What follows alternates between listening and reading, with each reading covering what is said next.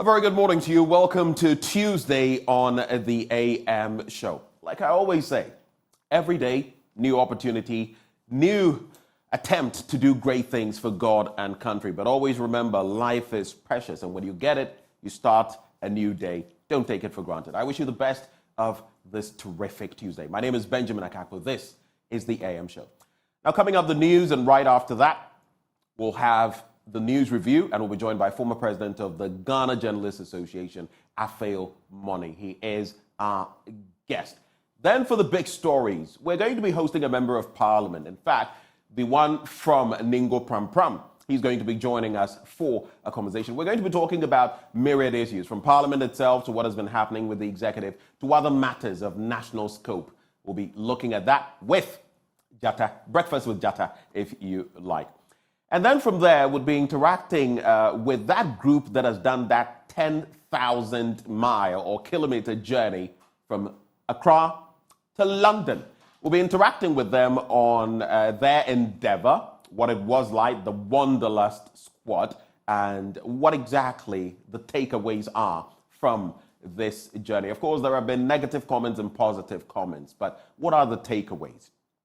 And then from there, MEST, in partnership with the MasterCard Foundation Center for Innovative Teaching and Learning, is thrilled to announce Advancing EdTech, a forum for innovation, a groundbreaking event to address the challenges and opportunities within Ghana's educational sector. Now, this transformative event took place at the La Palm Royal Beach Hotel between the 2nd and the 3rd of August, 2023. We'll be finding out more about that with the officials of MEST. And later, as always, we offer you the opportunity of getting interactive with us. Let's do this for God and country. Up next, the news.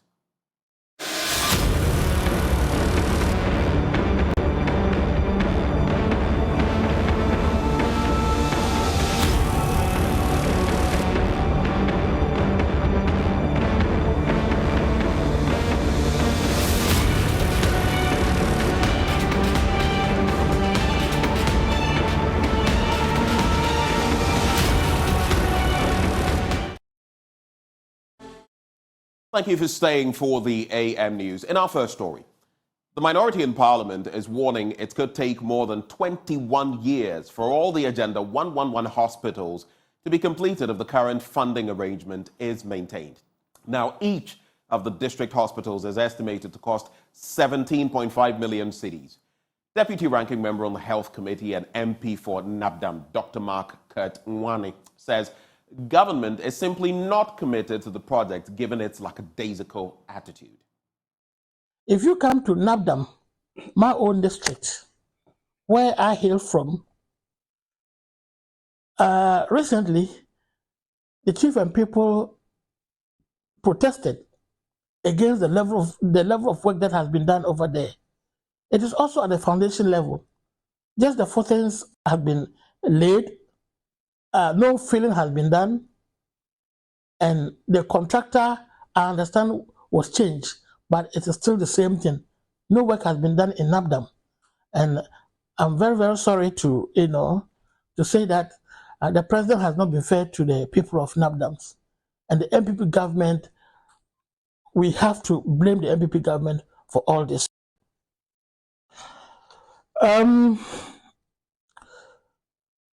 So it is obvious that the government has no intention of finishing the Agenda 111 projects. If you look at it, that it will take 21 years, if they continue to allocate this level of resources to it per year. And what we are going to do is that come 2024, with the new government, they are going to inherit uncompleted projects. And that is very unfortunate. Yeah, uncompleted projects. It happened when the NDC left power. They had about 52 uncompleted projects, but now we are going to have almost getting to 200 uncompleted projects if we continue with this level of allocation or this amount of money that is allocated for the project. government initiated the Agenda 111 initiative to address infrastructure deficiencies in the health sector and contribute to the improvement of health outcomes in the country by ensuring increased access to quality health services. And he also quoted an amount of 189.34 million being the amount that has been spent so far on the Agenda 111.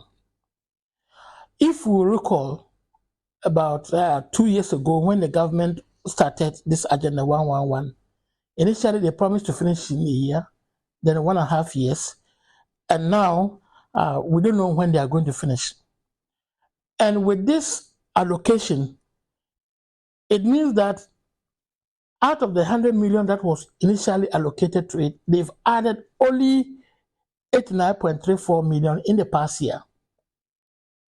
And if you know the estimated cost of each of the projects, and that is 17.5 million Ghana cedis per one. That is according to the 2018 budgets, or 2020 budgets, or 2021 budgets. According to 2021 budget, each should cost about 17.5 million. And you total the estimate for 101, then we're talking about 1.9 billion Ghana cedis. And with this level of allocation, it means that we're going to take 21 years to complete the Agenda 111 projects. And so that is not good enough. Well, the minority is also asking private entities to keep off the Saglemi project if they are approached by government to buy it off. Member of Parliament's Work and Housing Committee, Andrew Dari Chiwite, says a future NDC government will complete the project with state funds, and any efforts at privatizing Saglemi will be challenged. The project that we have done, you visited that site. You saw the level that we got to. This government allowed their party boys to go in and pick the doors. They picked the glasses. They picked everything. Sinks. They removed the sink of the building. All these things are what is going to increase the cost of the project. That project, if well done, should serve Ghanaians. That is why he's the president. He should be able to find resources to complete that project. We should not go about saying that it will be expensive. So we should abandon it. Is that the idea? If it will be costly to complete the project, should we leave it to rot? The level that we got to, as a president, we have used taxpayers' money to build houses up to the level of just furnishing. Then you tell me it will be expensive to complete it, so we drop it and go and start something afresh. Well, I thank God President Mama came clear and told Ghanaians that for him, if he comes to power, he will continue with uncompleted projects and complete them. And so for us, I know this project that they have cut short with, even if they go ahead to do it, they can't complete it. I'm assuring Ghanaians that if we come back to power, NDC comes up to power with President Mama as our president, we will complete that project for the people of Ghana to use, and we will complete the Saglemi project again. And that is why we have warned that any investor, any private investor that will show interest in buying the Saglemi housing project, the person should think twice, because that project is not for sale. We must complete it with government money.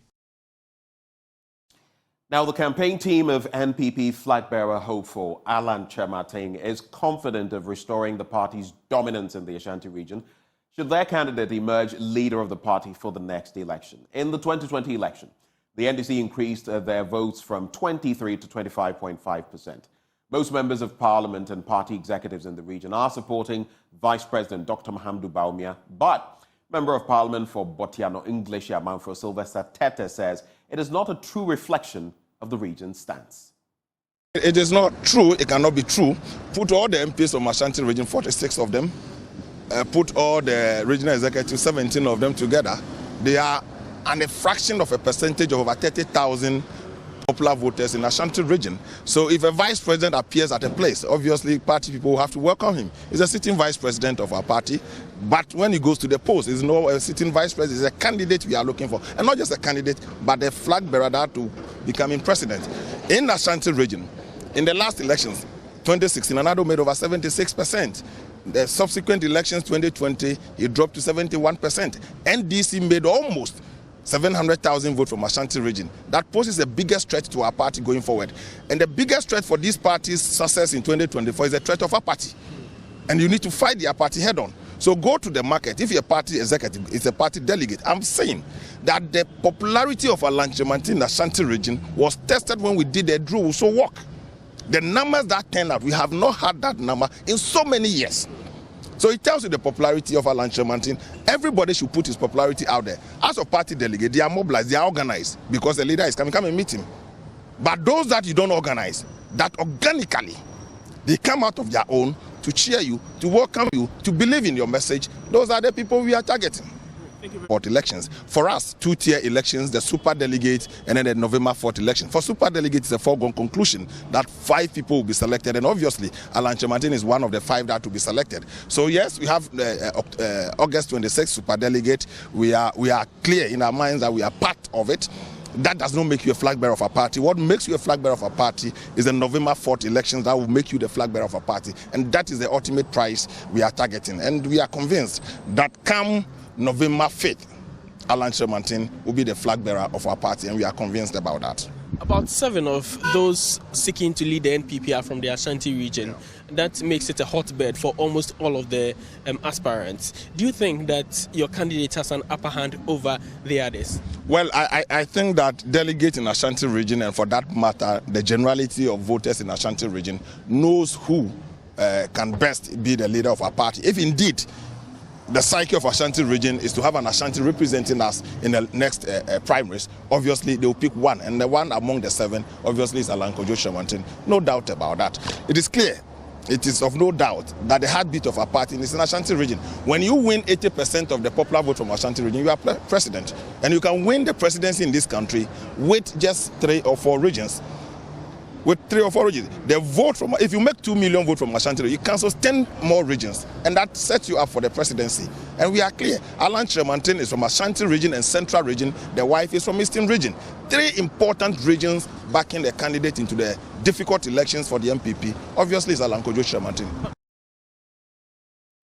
Now, in our next story, 6 police officers have sustained injuries following a clash with tricycle riders at the premises of the Kumasi Metropolitan Assembly. The riders pelted stones, destroying the windscreens of 2 cars owned by KMA staff.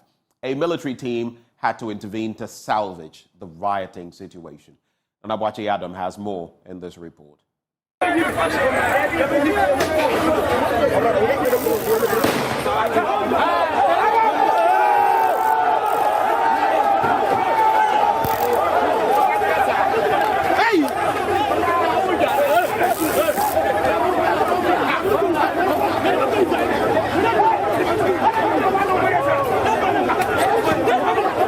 The aggrieved tricycle riders besieged the Kumasi Metropolitan Assembly in an attempt to retrieve their seized tricycles. Their action was fiercely resisted by the police.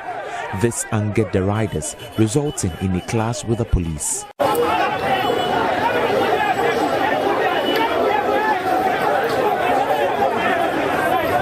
6 of the officers sustained injuries and are currently receiving treatment at the KMA clinic. The assembly called in military intervention, who managed to disperse the mob and arrested 12 tricycle riders. Communications Director for KMA, Affail Monney, says the commercial tricycle riders earlier blocked the Swami stretch leading to the Central Business District. They came to forcibly take the tricycles from the yard. And that is where the resistance happened, because that is not how it is done. And so if we allow you to forcibly take something off, then what is our essence? It was because the people misbehave. And so you could have asked why it is here. And then we also do not know you. So what is the grounds, or how sure are we that the tricycle is for you, Mr. A or Mr. B? When the police saw the mob, they also came in to let them know that they cannot take the items from them. So that is when they started beating up. I think they ganged up against some of the police officers, so they beat them up. So if you go to the hospital, you see various injuries that they have sustained. So we realized that the situation was getting out of hand. One, they were not ready to comply with any law. They were ready to hurt anybody that came their way.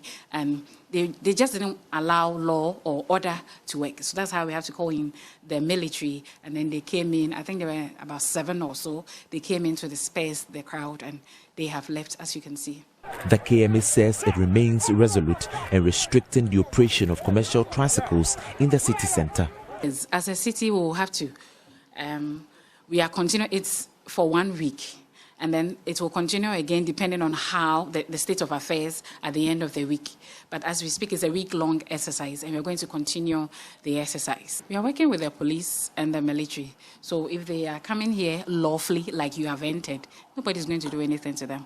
But if they are going to come to us in the manner that they came this afternoon, we also have to meet them and make sure that the law works to the latter. Reporting for Joy News, Nana Boache Dankwa Kumasi.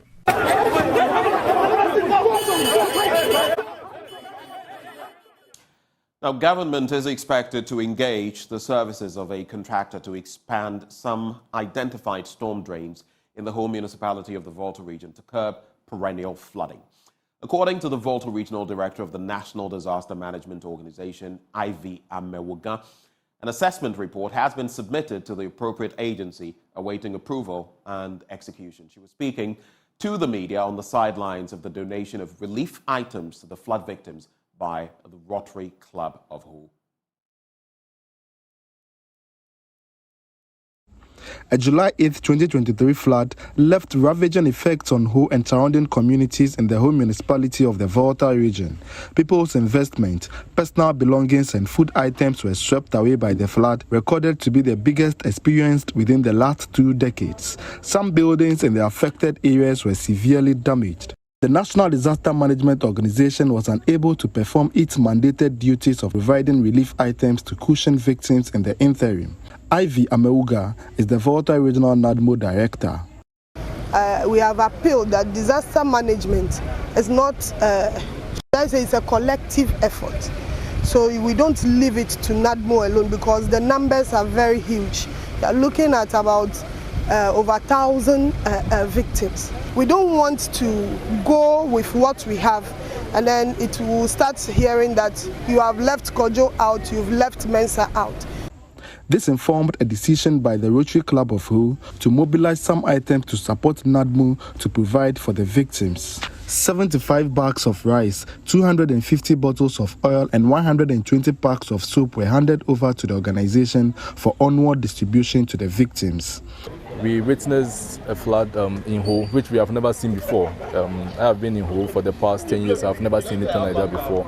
So when we saw that Rotary being a service organization with to help people, we decided to come together to see how best we can put this together. So we solicited for funds from Rotarians, non-Rotarians all over the district, and we gathered some money, and together we put together the items to give to the flood victims, and that's what we've just done this morning. As the flood happened, some people, their food items and stuff got damaged.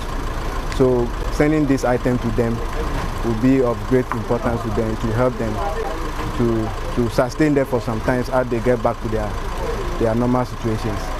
So these items are very much important to them. However, the size of some main storm drains and culverts in Hull was identified as a contributing factor to the perennial floods. Technocrats and stakeholders suggested an expansion of the drains to prevent annual flooding. Affail Monney said reports have been sent to the appropriate government agencies awaiting approval. You know that for the expansion and whatever, government have to release the money. So the paperwork needs to be done for such actions to continue. So we have tabled in the reports after the tour, and we are hoping that very soon we will see some action commencing on the affected roads and places. So we heard about Fred Kwame Asari, Joy News. Oh. And that's how we cap off the news for the morning. But stay with us. We dig into the papers up and next with Affail Monney, former president of the Ghana Journalists Association. We'll be right back.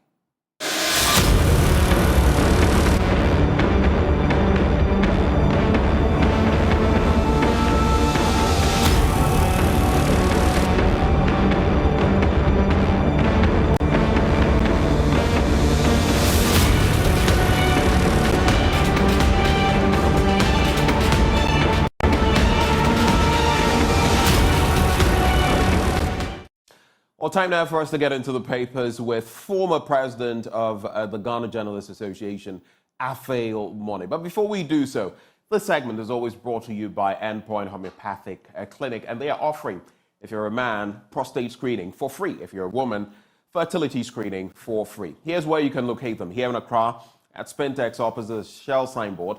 There's also Kumasi Kronumabwe here behind the Angel Educational Complex. There's Takrady Anaji State coming back into the Greater Accra region. They are in Tema Community 22. They are in Techiman, Hanswa, and Siamanzama. Their call lines 0244 867 068 or 0274 234 321. Endpoint Homeopathic Clinic, the end to chronic disease. Just the start, though, of the news review. Let me say a very good morning to Affail Monney. Good morning, sir. Good morning, Chief. It's good to have you. It's been a while. It's a pleasure to be here. Great. Thank you so much for joining us this morning. I'd just like to, to set the foundation or lay the foundation for the conversation we're about to have. Yes, we'll get into the papers, but it's not always we get to interact with you. So I'd like to find out from you. When you look at journalistic practice in Ghana today, when you look at the practice of it, when you look at remuneration, when you look at the attractiveness of the sector, what would you say? And again, you have been there, done that as president. How do you see the Ghana Journalists Association faring today? First of all, I've thrown quite a hot potato at you, but I just want to... Journalism in the past and what we are witnessing now. And my special focus will be on remuneration. They said that journalism is not a cash-rich profession, but a risk-prone profession.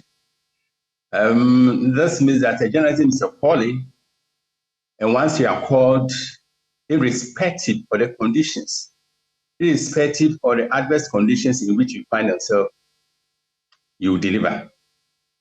Our working hours are endless. Our environment is brusque. Our deadlines are incessant. And even in the face of deep set fatigue, we are obliged to deliver peak performance. So it's an insult for journalists to endure all these stresses, only to be paid a pittance. And in some worst case scenarios, journalists are not paid at all. And as the local parlance quotes, man must eat or man must survive. And the survival instinct is what pushes certain journalists to go to the criminal height, to dupe, to blackmail, and to do everything possible to survive. This is not to justify the criminality perpetrated by certain class of journalists, but to amplify the need to take a hard and long look at the conditions of service for journalists in order to fix this critical issue. So I was overjoyed when I heard the Speaker of Parliament yesterday underlining the need for a better salary structure for journalists. This is not to blow my own horn, but I have the freedom to bell. We started a process during my presidency to unionize the Ghana Journalists Association. So as you speak, DJ is unionized, meaning we have the power to intervene in situations of unfairness in terms of remuneration and other issues. But the fact is that we don't have the bargaining power.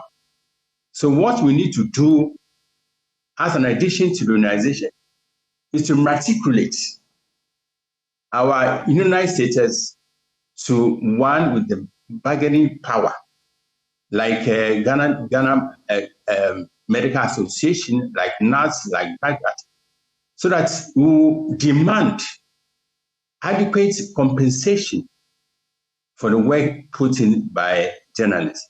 On the other question of how the DG is faring, they've been in office for 1 year now.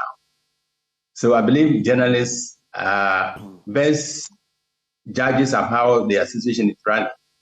But it is, I would say that it's early days yet. Let's continue to keep hope alive that we'll push to a higher pedestal in terms of serving the needs of our members. Interesting, reactions to these questions. I beg of you, just indulge me further, just briefly on this point, and then we shall get into the papers. I'd like to find out then, what is your reaction? Because it is clear that our newspapers, for example, you can almost determine that if I pick X paper on the same story, on the same political issue, if I pick X paper, the rhetoric is going to be X. And if I pick Y paper, the rhetoric is going to be Y, rather than a reflection of the hard truth. And it is the same with radio and television, the broadcast media as well. And especially in recent years, we have had people say, Asemesi, X or Y person is simply oblivious to the facts, the reality on the ground. I don't want to mention names, of course, out of respect, but this person is on your television screen and this person is spewing a lot of hogwash, a lot of horse feathers, because the reality versus what this person is saying are diametrically opposed. In other words, when you look at the platforms we have are supposed to be used to inform, to educate, yet it appears in some quarters it is misinformation, intentional misinformation. How do we tackle that? Journalism, or journalists are educated to echo what Joseph Pulitzer once said. And at the time he made this statement about 300 years ago, the practice, it was customary, it was fashionable, so to speak. It was fashionable to train journalists by osmosis, not to train on the job.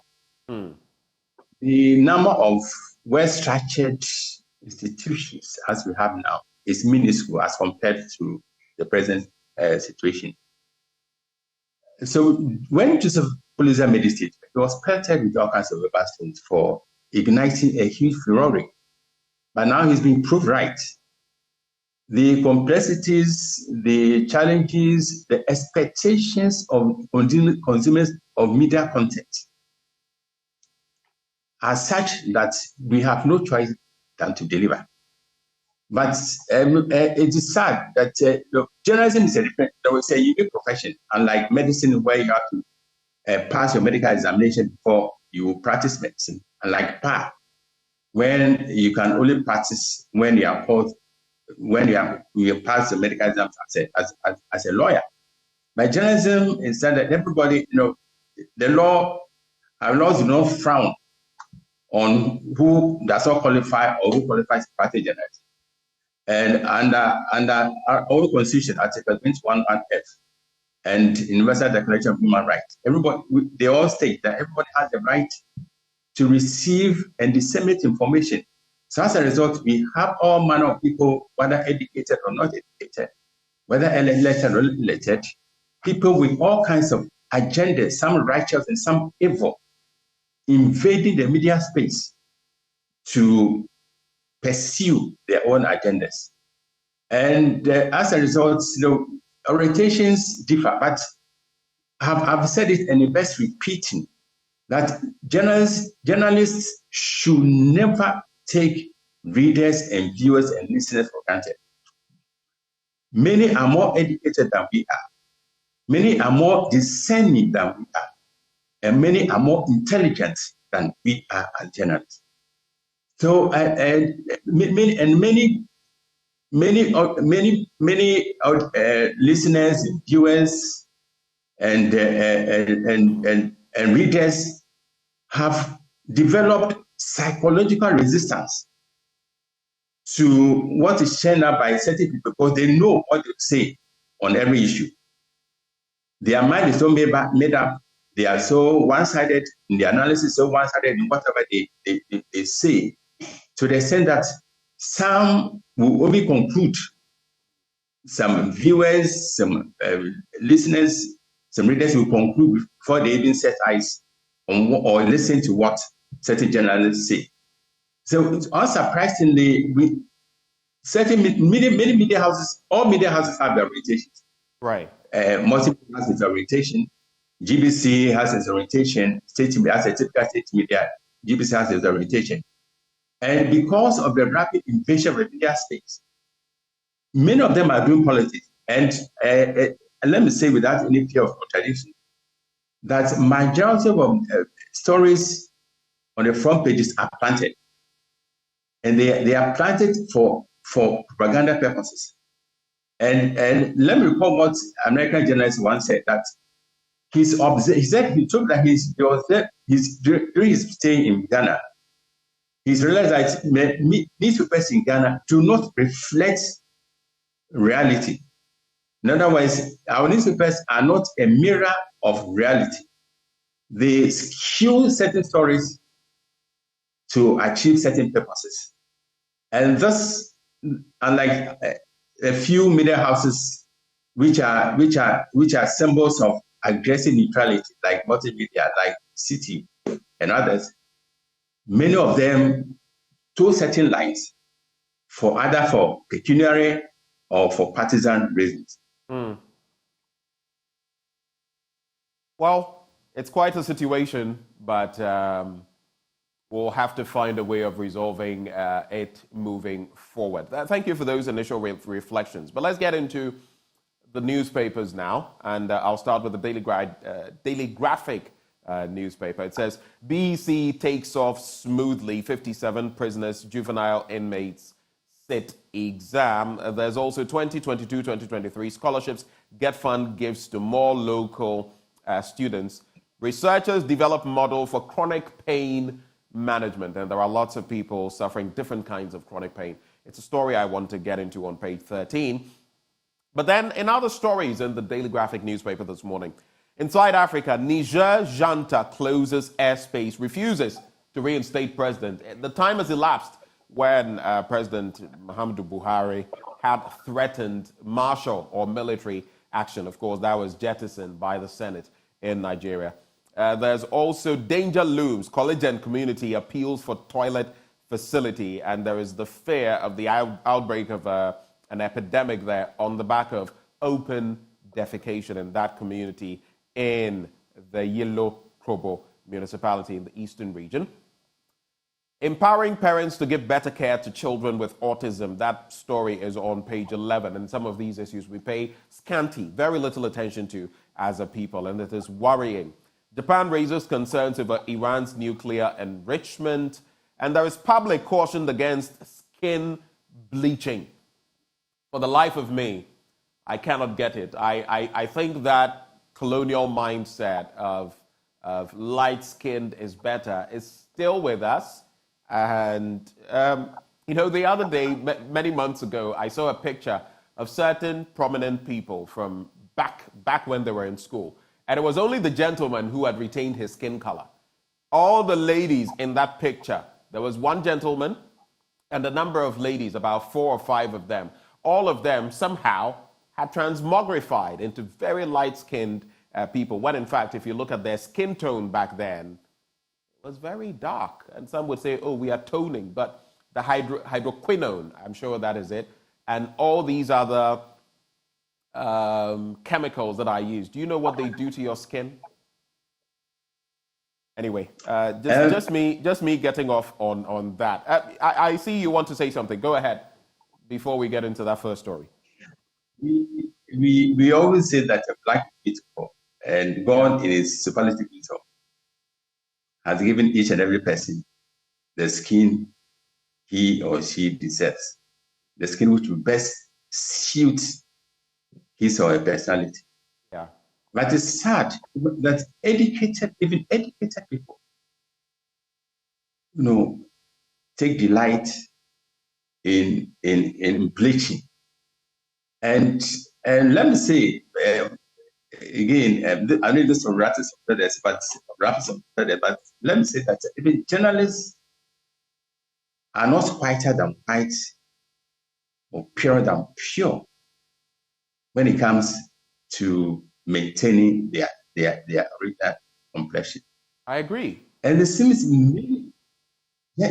many of our ladies who appear on television screen who prefer to look whiter or brighter than the original color God who created them gave them.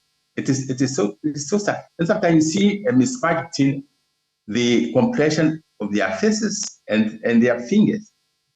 And the other day I saw a lady, the original color of a lady who I had perceived to be a bruni, only to discover that all this while that lady was bleaching to the extreme. So our job is not only to inform, but also to educate. Right. As journalists, we occupy a higher moral ground.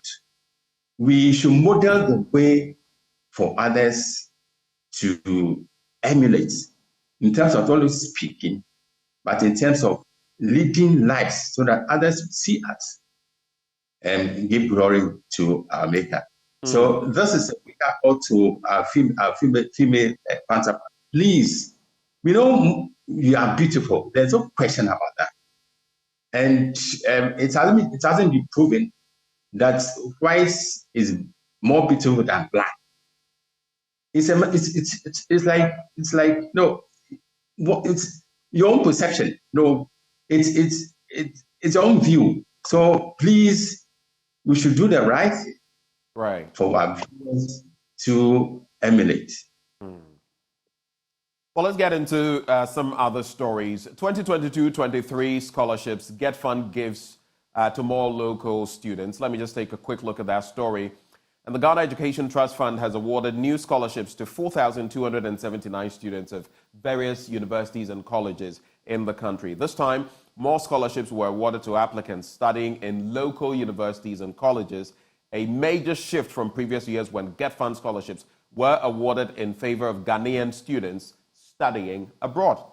The number of successful applicants this year is 63% higher than the 2,704 recipients for the last year. Last Tuesday, the fund paid 25.3 million Ghana cedis of the annual fees on behalf of the awardees enrolled in undergraduate, graduate, and postgraduate programs of various universities. Definitely a positive step. But let me add a few stories and let you respond to them, Affail Monney. So let's go to, I think that story on, is it page 13? If not, before I go to pages 28 and 29. Let me just turn to page 13. Now, where are you? Okay, so let's get there. And of course, BEC takes off smoothly. 57 prisoners, juvenile inmates sit exam. But I promised to do this one. A team of researchers has developed a new model of care for persons 50 years and above who live with multiple chronic health conditions to help improve their quality of life. The chronic conditions include diabetes, hypertension, heart disease, arthritis, and respiratory disorders. Focused on Africa, the team developed the model theory of change around the findings of a research conducted to identify gaps in primary palliative care for the aging population who are confronted with multiple chronic conditions. The research conducted in Ghana, Malawi, and Zimbabwe on the topic multi-morbid aging primary palliative care was also to find out how to improve on such care in terms of staff workforce capacity and patients' families. Finally, I'll go to pages 28 and 29, and that's how I'll cap it off as far as the Daily Graphic is concerned. Public cautioned against skin bleaching. The general public has been cautioned against the use of chemical solutions to peel their skin. That is what you actually do when you bleach. You're peeling your skin, as well as unsafe use of injectable glutathione in a bid to improve skin appearance. Such practices posed significant risk to users because of their side effects, which included skin cancer, toxic effects on the liver, kidneys, and nervous system, as well as other serious skin reactions. The medical director of the Rabito Clinic Limited, Dr. Koma Steamjihu Apia, who made the call, said most people did not know the side effect of their actions, and it was unfortunate that in their bid to enhance skin appearance, for varied reasons, rather ended up paying a heavy price with their health. Some people are also not aware. Let me just add this. Your largest organ is your skin. The largest organ in your body is your skin. So imagine if you suffer skin cancer or some skin ailments, what that could do to you. And finally, Professor Oduro, free SHS policy, red flags were ignored. Professor Oduro is a professor of educational leadership at the University of Cape Coast, and he is saying red flags for free SHS were ignored. Over to you, Affail Monney. Let me sprinkle a standards of recommendation on the researchers who have come up with a solution to diabetes and other diseases which threaten people in the twilight of their living. And diabetes is not restricted to the aged. Even children, contract diabetes at tender ages, and thus impair their growth, distance their growth, and thus also inhibit their development advancements in various dimensions of life. So we commend them most highly. We hope that what they come out to be amplified in media, and the right authorities also honor them, because any society which doesn't honor its heroes is all we're dying for. So this should be taken up strongly. On the issue of Get Fund, it is a travesty of fairness that local students who struggle financially to go through tertiary education, whose parents squeeze water out of stone to see them through higher education, are ignored when it comes to Get Fund allocations. And it's better late than never. And we are happy that this historic wrong has now been righted. We are told that the percentage has gone upwards. We pray that more students who are facing financial difficulties in accessing tertiary education will be targeted by the Get Fund in order to ease this burden. We all struggle to school, and we know how difficult it is to fight poverty, whilst at the same time trying to pass our exams. So the step has come at the right time, and we commend the Get Fund for this laudable initiative. And let me go back to the skin bleaching. We journalists, we ought to serve as evangelists and apostles of maintaining our color and avoiding the risks which come with skin bleaching. Now, Professor Dele, my good friend and brother, has been virtually a lone voice in this crusade. So the media should take this up with all tenacity and intensity to ensure that we win the war against skin bleaching and sentence the perpetrators to premature death. As we told, it's an open invitation to cancer. And we all know how dangerous cancer is. So we should say no to cancer by saying no to bleaching. Interesting thoughts. Oh, go ahead. Go ahead. I thought you had landed. My apologies. Go ahead. On Niger, it's interesting. Been following with keen interest what is unfolding in the West African state, ECOWAS has its image at stake. To be brutally frank, ECOWAS' image has been in tatters. So this is a right opportunity for ECOWAS to spruce up its image by passing the tests posed by Niger. They need to square the option to invade Niger with the reality on the ground. And the reality is that it will not make sense for ECOWAS to invade Niger at this point in time. Many analysts have spoken against this option. The recent condemnation of this option has come from ITUC Africa, the umbrella body of workers in Africa. They came out stridently against the coup in Niger, which we all condemn. Right. But at the same time, they've amplified the voices of reason by saying that the situation in Niger is so fluid, is so problematic, is so dangerous for ECOWAS to even think of military action in that country. We are an essential member of ECOWAS. Ghana is a key. In fact, Ghana and Nigeria are virtually the drivers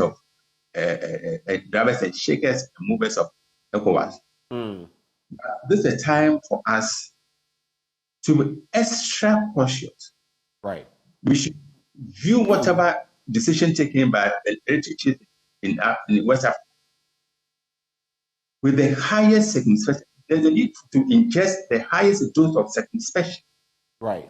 In whatever action ECOWAS intends to take in Niger. We are told they'll meet again on Thursday. Please, they should give dialogue another chance. The delegation they sent to Niger was snubbed. They were not able to meet the military leader. But failing to try after failing is not a sign of weakness. Okay. But leadership, and every leader should not be afraid to change course when confronted realities which contradict. And those realities, I am sure we will have to, owing to the passage of time. I just want us to get into other stories. But interesting points you're making, and those realities we'll have to deal with, because we've seen the effect in Mali, in Guinea, in Burkina Faso, and whatever endeavors we have tried. The Daily Guide, for example, captures how the Niger junta shut its airspace, which it has done, snubbing, or snobbing, if you like, the leadership of ECOWAS as critical deadline expired. Basically, Niger is adopting a bit of a stance, and the junta held a rally in Niamey, and thousands of supporters thronged there.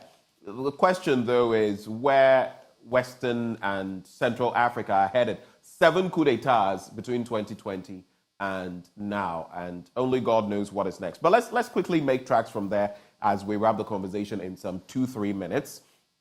The Daily Guide, other stories here. I am highest ranked NDC member, that's according to Bagbin. There's Muhammad Jabs Nana after blowing 200 million on Saglemi project. That's what the Daily Guide says. That's how it couches it. But and that has to do with Muhammad criticizing this administration for pumping so much money into the National Cathedral project and abandoning Saglemi. And the NDC has had cause to say that if no private investor should take Saglemi up, because if you do, and should we come to power, we're going to reassess that situation and you could have your fingers burnt. But I found this story very interesting. I want to get into it. ABA, that is the African Bar Association, honors Akufo-Addo. I want us to pay attention to why.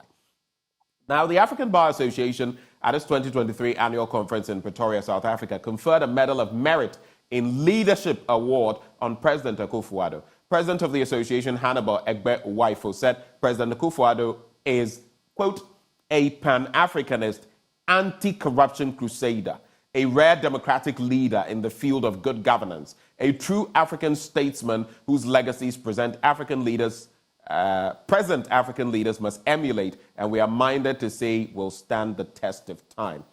While no one is all negative and no positive, and while I could give our president his credit on some points, I really don't know about rare democratic leader and anti-corruption crusader, but this is just me.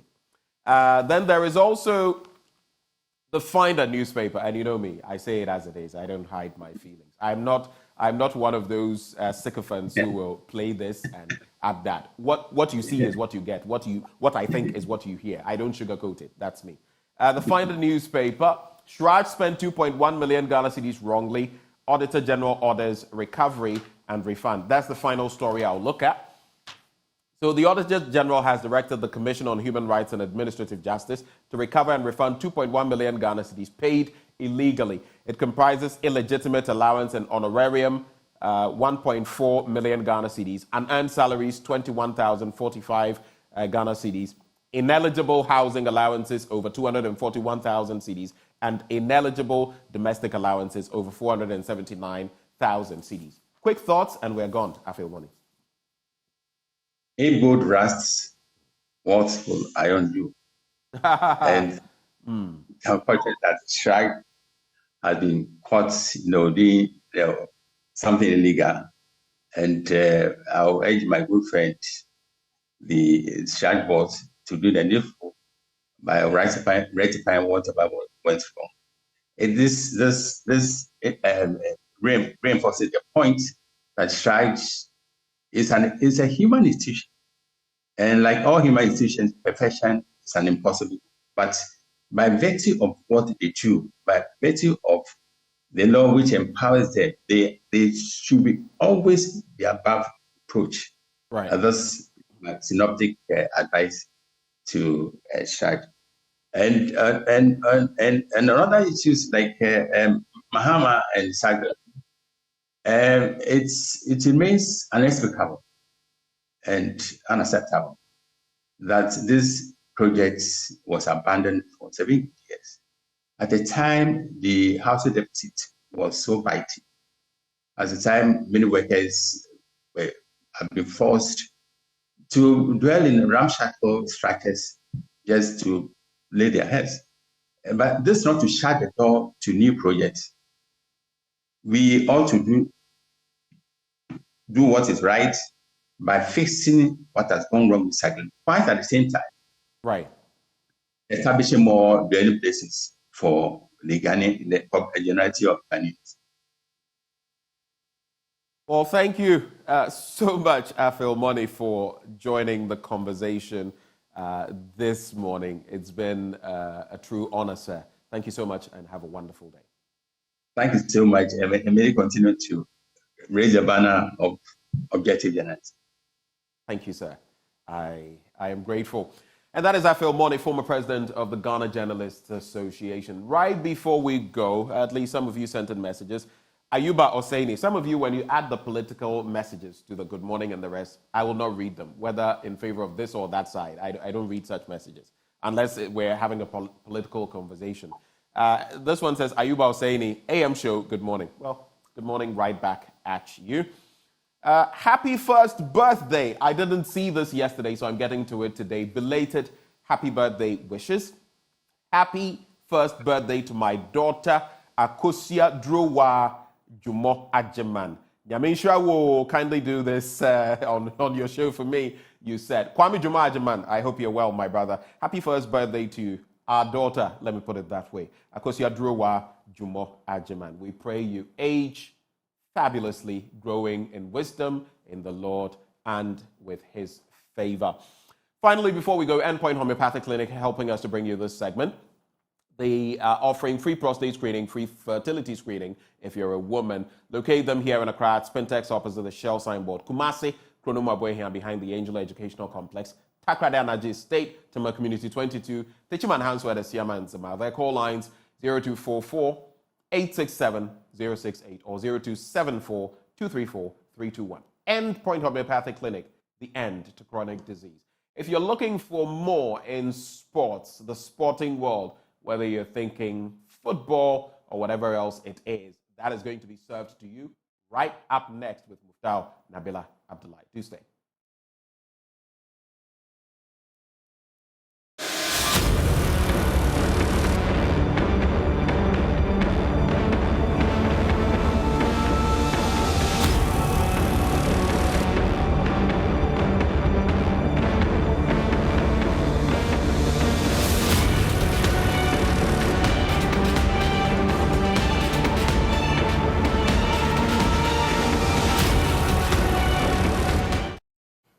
Let's do sports now on the AM show. I am Muftau Nabila Abdullahi, and we start from the camp of Kumasi Asante Kotoko, and they have unveiled their head coach, Dr. Prosper Nate Ogum. He makes a return to the Porcupine Warriors after leaving last year.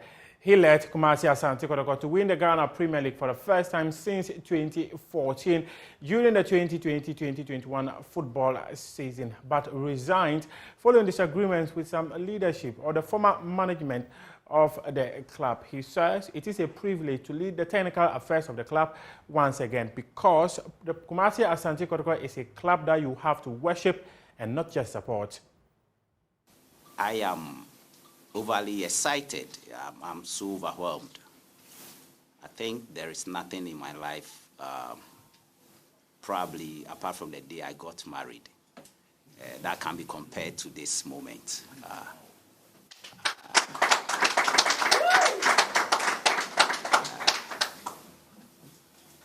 And I am overly excited based on the fact that I have been chosen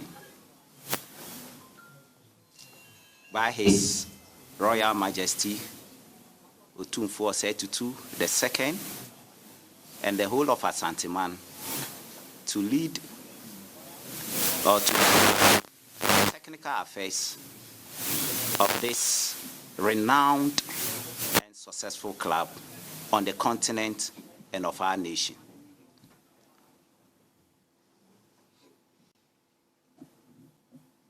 Great players, excellent players, including a former captain and a former winner who sits right on my right-hand side with me today. Very few coaches have had the opportunity to direct the technical affairs of such a great club. And that is why I see myself to be privileged and to be humbled to be here today. I would like to express my sincere gratitude to the King, to the whole of Asanteman, all stakeholders of Kumasi Asante Kotoko for having that confidence in me and giving me the opportunity to once again serve such an honorable club. This is a club that we don't support, but we worship. Continue to enjoy the rest of our programs.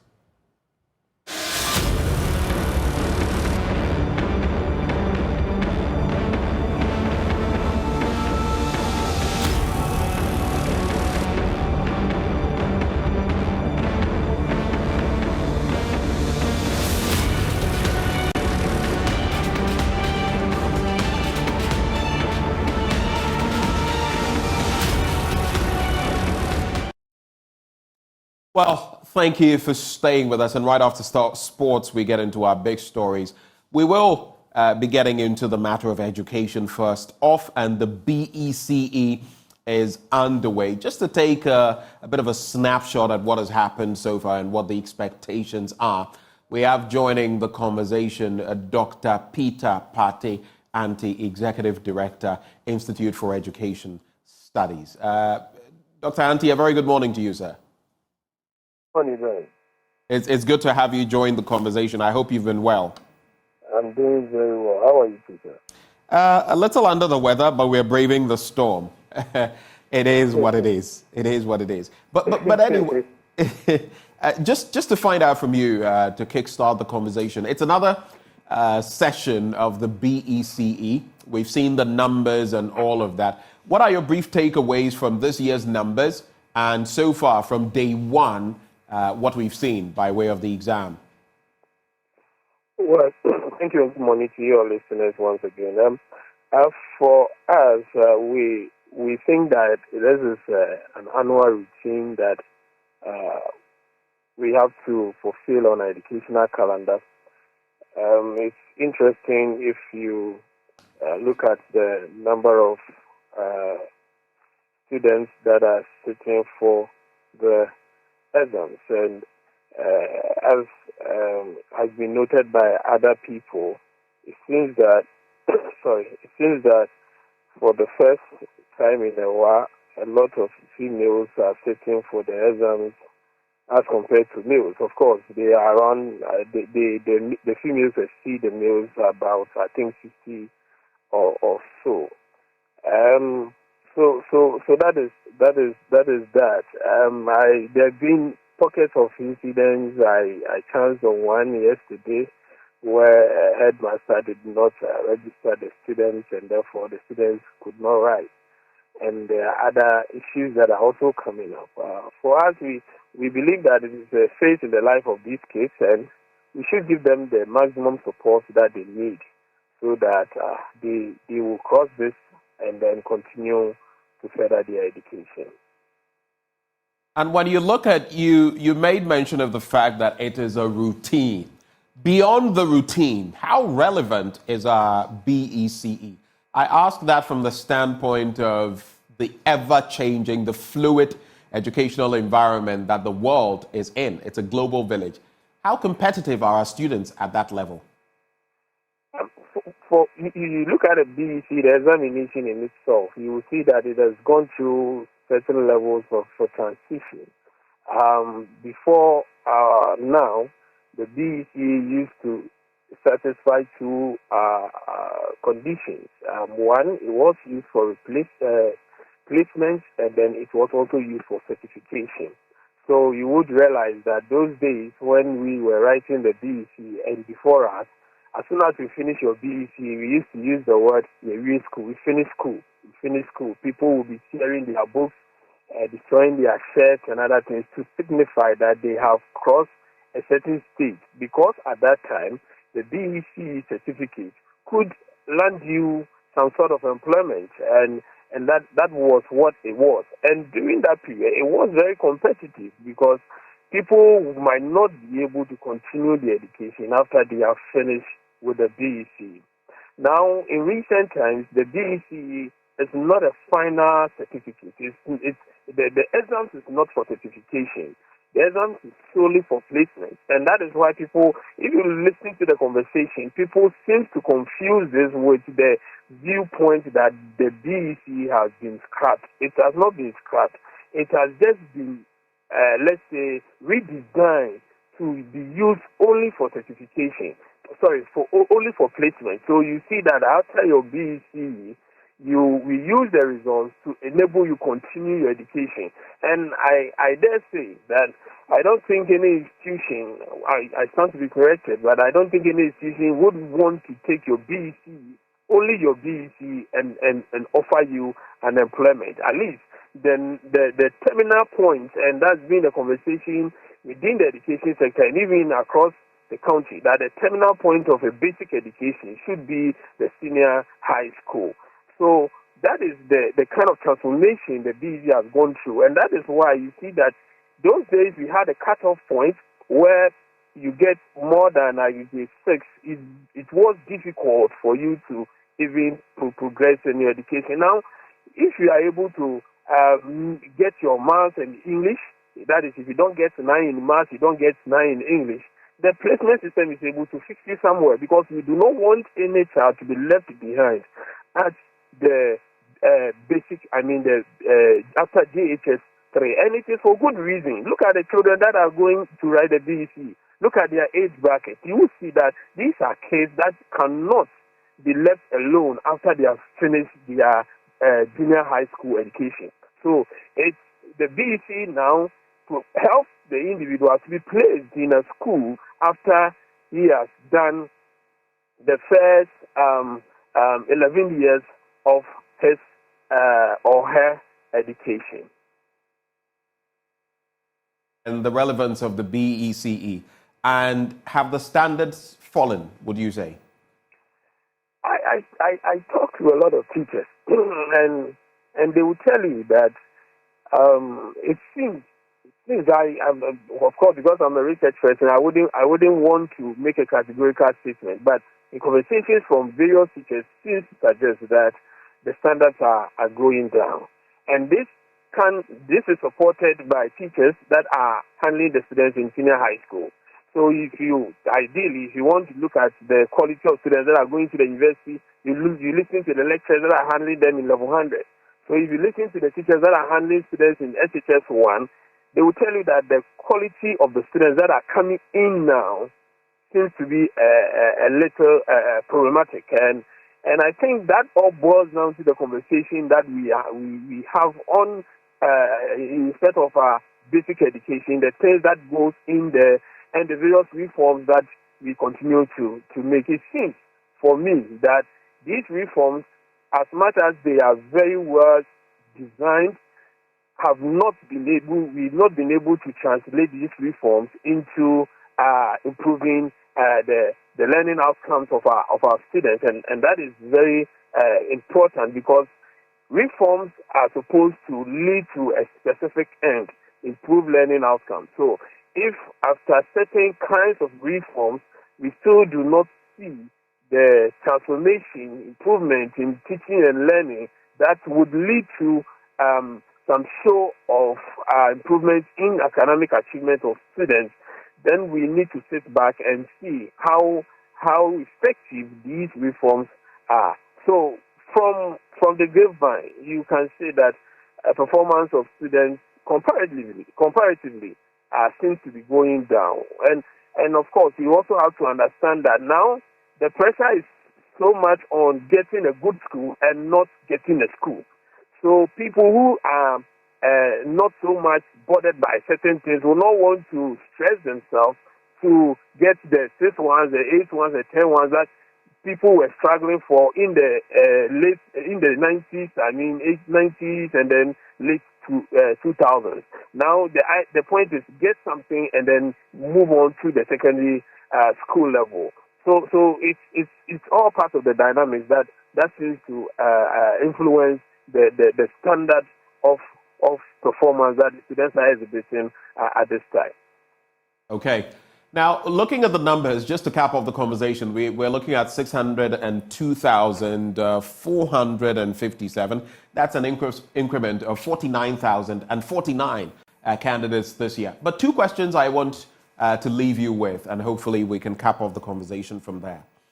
One has to do with examination malpractice, and that has characterized all the examinations organized by WASI in this, by the West African Examinations Council, I beg your pardon, in this country. What are your expectations in that regard? And also, it appears other countries have found a way of, post-COVID, letting their academic seasons or systems return to normal.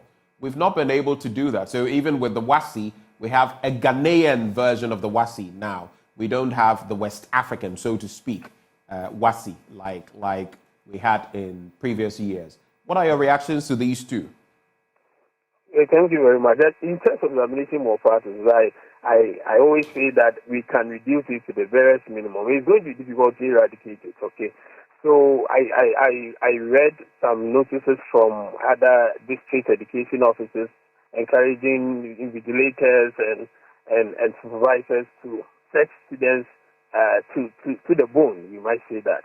And it's a very complex issue, as we always say. And I think that all actors within the space should play their role. Parents, teachers, vigilators, school authorities, and everyone should play their role. If we are able to do this, if we decide to be an honest country that are training honest people, then we would be able to get over this. But because this is more of a societal challenge, parents want their wards to get the best school, so they need the ones to be able to be placed in the best school. So they will find ways and means to do that. Certain schools, especially the private schools, use the performance of their students in BC as a big marketing tool. So if we are not able to get 100%, where all our students had 11 ones or 10 ones or 8 ones, it becomes problematic. But if you're able to achieve that, then a lot of people will be bringing their awards to our school. It's a big marketing tool. So those authorities would want to find ways and means to do what? To get questions for their people, invigilators.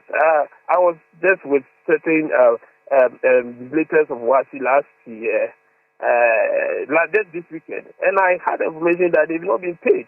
You go and invigilate for 1 year, those who invigilated the WASI 1 year, and you have not been paid. So what is the motivation for you to ensure strict adherence to the rule? If people are coming to influence you, won't you be a little bit weak in order to get whatever it is that you want? So all those factors keep on coming up, and I think that anybody that is supposed to play their role should play, so that we'll be able to minimize the extent of examination malpractice, especially when it comes to leakages of papers and other things, because that actually downgrades the quality of the certificates that our wards are going to obtain, and that will lead to their performance as they progress to other levels of their education. Coming back to the calendar, I'm also surprised, because I think that we went through various processes to ensure that we will be back to the original calendar by this time. And that is why we were doing the double track. We did a transition. Sometimes we shifted from semester to trimester and all those things. So I was thinking that by the end of this year, possibly, we should be able to revert to the original calendar that we have. If you see the academic arrangements in the various societies which I have knowledge about, you see that they are trying very hard to revert to the original calendar, and I think that we should, at the pre-tertiary level, we should be able to do that within next year. That I'm sure it will be able to. It will happen. Dr. Anti, we're very grateful to you that you took time to join us for this conversation, and maybe when the BC is done, we'll come back to you and find out what your assessment will be. But we're grateful for your time, sir. All right, thank you very much, and I wish all students best of luck. Right, on their behalf, I say thank you. Dr. Peter Pate Anti is Executive Director, Institute for Education Studies, and he joined us for a conversation. But segueing neatly from there, we get into our conversation on the political terrain, how we're faring as a country, the economy, politics, even Niger and everything that is happening there.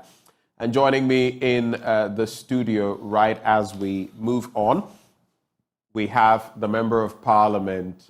You all call him Jata.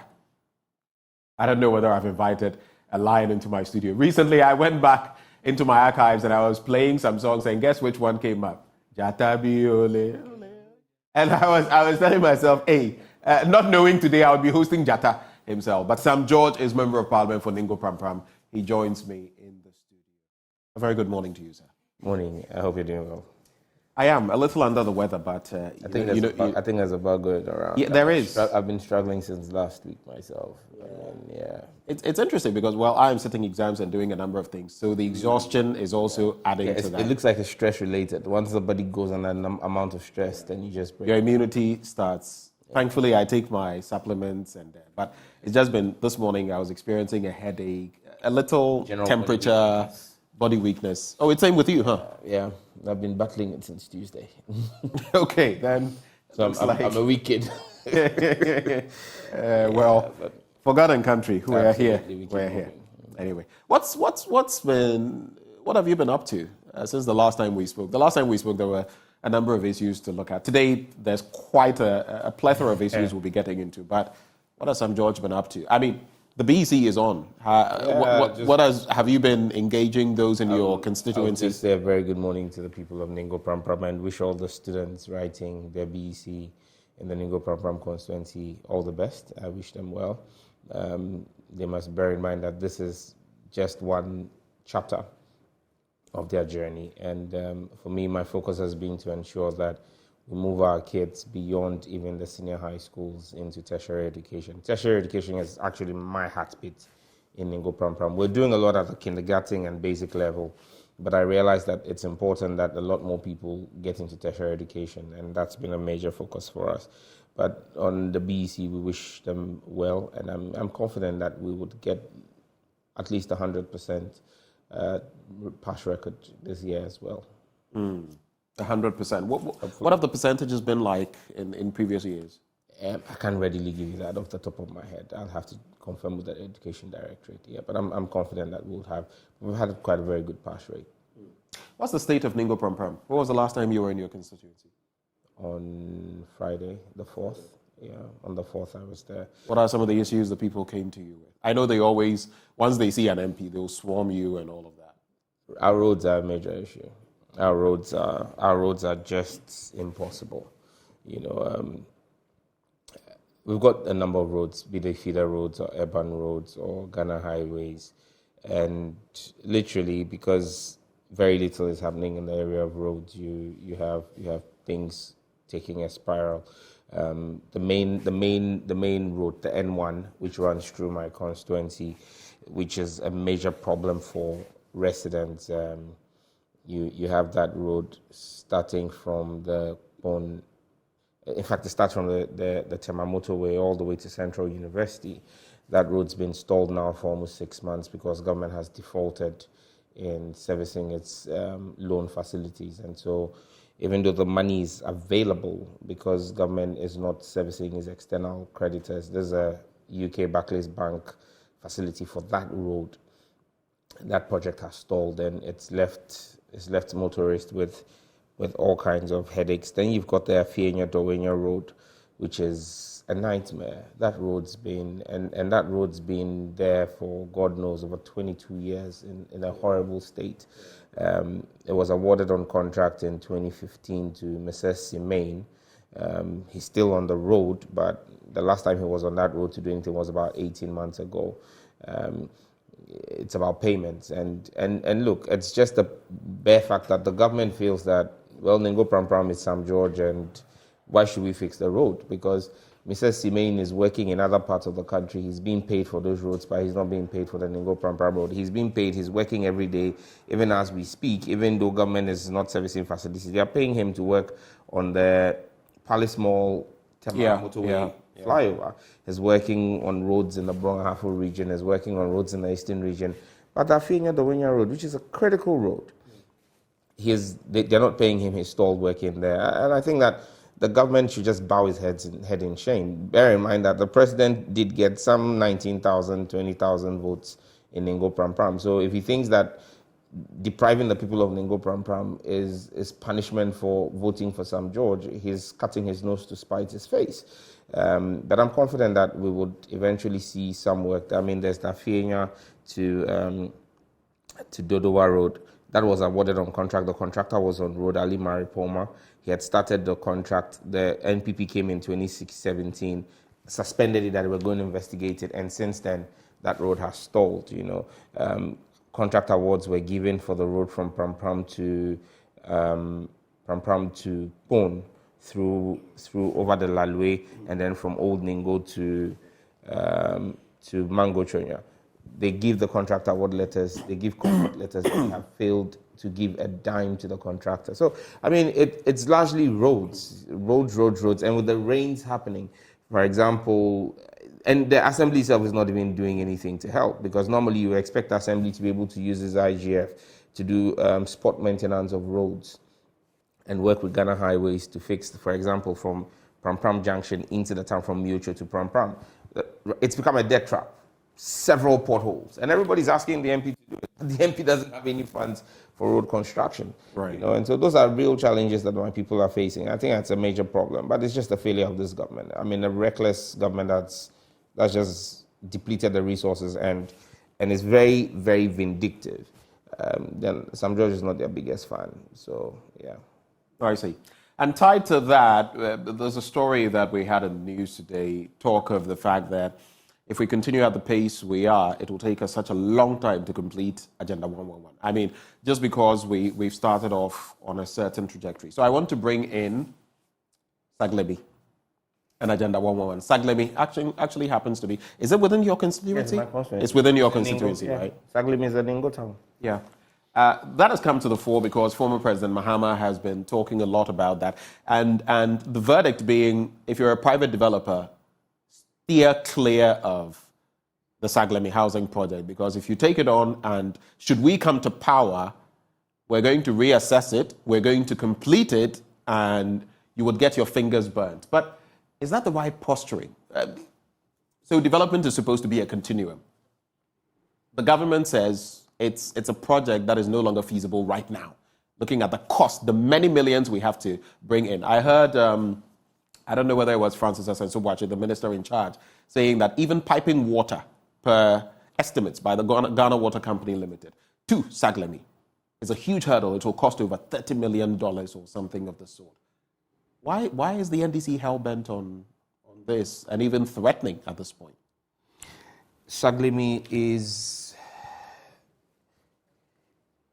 a pain in my heart every time I drive by the place and I see the structure, because in 2016 I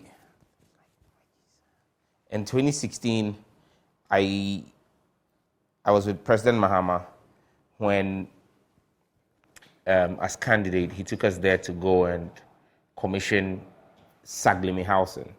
We went in, we saw the apartments, we saw it. It was life. And now to see the footage on your screens, that shows the state of Saglemi. It is painful, it is heartbreaking, but let us serve notice. As Member of Parliament for Ningo Pram, any private developer who comes there should prepare to fight with me and my people. We will fight them. I would carry out the warning that has been sounded by the flag bearer. And so any private developer who thinks that he's taking this as a gift from government, and they want to sell it to themselves. Look, we need to come out as a country and tell ourselves the truth. President Akufo-Addo and his crony of thieves in government have intentionally sat down and run this. And look, when I call them thieves, I mean thieves, literal thieves. Aren't you being a bit too hard? No, listen, Chief. Are you aware that this government, and look, President Akufo-Addo and his ministers, Atachia, Asensubuachi, will face prosecution. The Mahama administration, I would lead that charge. If they don't prosecute the people in charge of the Works and Housing Ministry when we come to office, I will take the government of John Mahama to task from 2025. Because this project is in my constituency. Over $7 million of building material, listen, $7 million has been stolen by this government, under the watch of this government. They abandoned the site, put national security and police officers on the site that they were protecting the site, and $7 million worth of building material that was left in there to complete, tiles, cables, pipes, $7 million stolen. Look, my boys kept complaining and telling me that, Honorable, the police guys that government has put here are stealing. And I said it's not true. One of the days... Wait, you are saying the police themselves stole those things? The so-called police and national security who were put there. I'm telling you the story. 1 a.m., my guys called me and said, Honorable, we've been telling you said we're lying, so now we've caught them. I drove to the site. At 1 a.m., so-called police officers with a Kia Bongo truck had loaded tiles, sanitary wares, toilet bowls, and all from the site. We took them to the Chopoli police station. From there, we marched them on to the Tema Regional Command. That case has died because the guys made it clear to me, Honorable, we were sent by our commanders to come and take the things. Which commanders? When they said they were sent by their commanders, but these were people who were put there by national security. I'm saying, Dr. Blaze... No, yes. but it behoves you then. I mean, where you find yourself, you have that that clout, that opportunity. We have asked questions. You shouldn't let this. repeatedly. If this is what it is, and that's you what shouldn't I'm let saying to you, sleeping that dogs the lie. Akufo-Addo government is a bunch of crooks and thieves who have intentionally left Saglemi to rot so that they can sell it to themselves for a pittance. Now they are facing the challenge. Look, I'm reading to you a story. If you say Sam George is playing politics, 1st of May 2021, Ghana Web, Saglemi Housing, equipment worth $7 million stolen at project site, former consultant. And that is being said not by me, by Dr. Kaminta Baizi, who was the consultant for the project. $7 million. There are several other stories. Look, we caught policemen stealing from the Saglemi Housing project. All reported by the media. Because I addressed the media when we did this. This was not the state of Saglemi. They have intentionally and willfully caused financial loss to the state. And look, this whole talk about we are going to give it to a private contractor. It is just another create, loot, and keep. This is not create, loot, and share. Create, loot, and keep by the kleptocrats, the thieves in the Akufo-Addo government. Because the Minister for Defense is a cabinet minister, Dominic Nitiwo. He appeared before Parliament's Defense and Interior Committee and said cabinet had approved that the military should take over Saglemi, complete it, and use it as a military facility, because you know that in my constituency you also have the Bundasi military range, which is right next to the Saglemi Housing project. So the military was good. This was what he said under oath to the Parliamentary Defense and Interior Committee, the Minister for Defense. So on what basis does the cabinet of Akufo-Addo ask the Minister for Defense and the Ghana Armed Forces to take over Saglemi? And then the next moment, another minister who sits in that same cabinet is now saying that he is offering it to private developers. And then the next time you see the mother serpent of corruption, Akufo-Addo, who's been told... I suggest you not use... Why? Am I the one who's calling mother serpent of corruption? Well, someone else may have said it. Someone else. Martin Amidu may have said it. The president's appointee, we don't have to... a special prosecutor, says that the president who appointed him is the mother serpent of corruption. I have no apologies using that. It is the president's own appointee. The person he appointed to fight corruption said he. But he is president of the land. Do you feel if when criminals also become president? Hold on. When certain things were said about former President Rawlings, in fact, at Mills, I remember some of the very sad things that were said without any basis. President Kufuor, President Mahama. Things without basis were said about them, and we swallowed them. But you think this must stand because this is factual. I'm telling you that President Akufo-Addo has intentionally allowed the rot of Saglemi and allows his cronies to steal $7 million worth of equipment from the site. If he is not the mother serpent of corruption, what is he? Look, President Akufo-Addo is complicit in what has happened. And look, you see, they turn around and say they need 48 million or 46 million to complete this.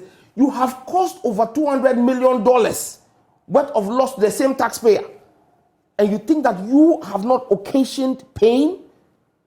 Well, like President Mahama has served notice, any private developer who has his head properly screwed on should stay away from Saglemi. But wouldn't that be interference? You said to me at the start that it's within your constituency, and if any private developer tries to do anything, you will personally obstruct the efforts of that person. But you'd be interfering with the law and the power of the state. Okay. You are not above the law, you know that. Oh, absolutely. But anybody who wants to enforce the law must do it in conjunction with the Constitution. The president is also not above the law. His minister is also not above the law. That land is my family land. We gave it to government. Government has not paid compensation in full. We gave it to government because government said they were building public affordable housing. Government on its own cannot turn it around and hand it over to a private developer. They must come back and engage the family. If you've not engaged the family, on what basis are you going? If any private developer comes, they will see him as a trespasser because government has not acquitted and discharged itself completely to the allodial owners of the land. That land does not belong to government. And so we are fortified by the laws of this land to say that until government discharges its responsibilities and obligations under the lease agreement, You cannot go and take a lease agreement from a government land, and say you are going to do a public project and convert it to private project on your own. No, the president doesn't have that power. And we must begin to let the president know that he is not a monarch. He holds power in trust for the people. And so that's why we're saying that any private developer who thinks he's coming there because his cronies in government have told him go and front for it. And don't forget, I spoke about money laundering using real estate. I have spoken about money laundering in this country. And I'm still waiting for grader. I think it was on news file. Yeah, it's on news file. Some weeks ago. Ebo Bonful and his people, it's been more than 7 days. So you said you were taking me to court. I'm waiting for you, whether court or privileges committee. I'm waiting for you, so that I would expose you and the rot that's going on there. Since people say you want to fight me, I've spoken about money laundering in real estate. And don't forget, you are having ministers of state who have millions of dollars sitting in their houses. They need to clean the money. So any real estate developer who is going to wake up and say he's coming to take over Saglemi would investigate the money. Let's stay on the bit of projects. There's also your side in Parliament. You've said that it will take the Akufo-Addo administration over 21 years to actualize the Agenda 111. Each project is set to cost about 17.5 million Ghana cedis.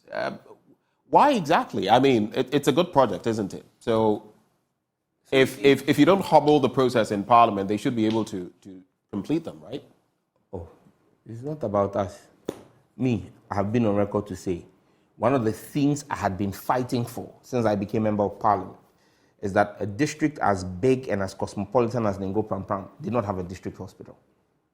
And we needed to have a district hospital. It's been a major thing. If you speak to President Mahama, in private and in public, every time he's come to my constituency, every time he's ever been in my constituency, I have always made a demand of him that his next government must build a district hospital in Nengo Pram. I don't care who builds the district hospital. All I want is that my people in Nengo Pram must have a proper district hospital for their health care. If the government of Akufo-Addo started Agenda 111, and Nengo Pram, thankfully, because we didn't have a district hospital, was part of Agenda 111. The project started. Mr. Shaponji Palonji were the contractors on the site. They were given mobilization, they came to site. Since then, no money has been given to them. They've pushed on their own. The project has gone quite far. And I've seen MPP, social media, parachikis running with a picture. Oh, Nengo Pram, this. Finish the project for us. You promised us that these projects were going to be completed in April 2020. No, April 2021. It was rolled, yeah. April 2021, the projects will be completed. As we speak, they claim the Nengo Pram project is about 50% complete. That's their claim. I've seen the structure. It's developing. But for the past 4 or 5 months, the contractor has literally slowed down on site. And when you ask the contractor has told me, I said, Sam, go and ask them to give me money. Because and that is an obvious truth. Yes, once there are no funds, we have sunk in so much of our own funds, right, that we can't continue. And sometimes loans are contracted. Absolutely, so they cannot keep. They said we can't continue doing this. So for me, it is not about the sound bites and social media pictures of uncompleted buildings. The uncompleted building doesn't take care or treat any of my pregnant women. The government should find the money. And you see, it is simply because the government doesn't plan. And you see, when I quoted the Bible reference to building a house in Parliament, you remember that my submission in Parliament, where the Bible says that someone will walk by and point at it and say, look, he wanted to build a house, but he didn't determine the cost and call you a fool. Not me. The Bible said so. That's what's happening now. We drive by it and we point to the uncompleted Agenda 111 buildings and say, look at the president. He said he was going to build.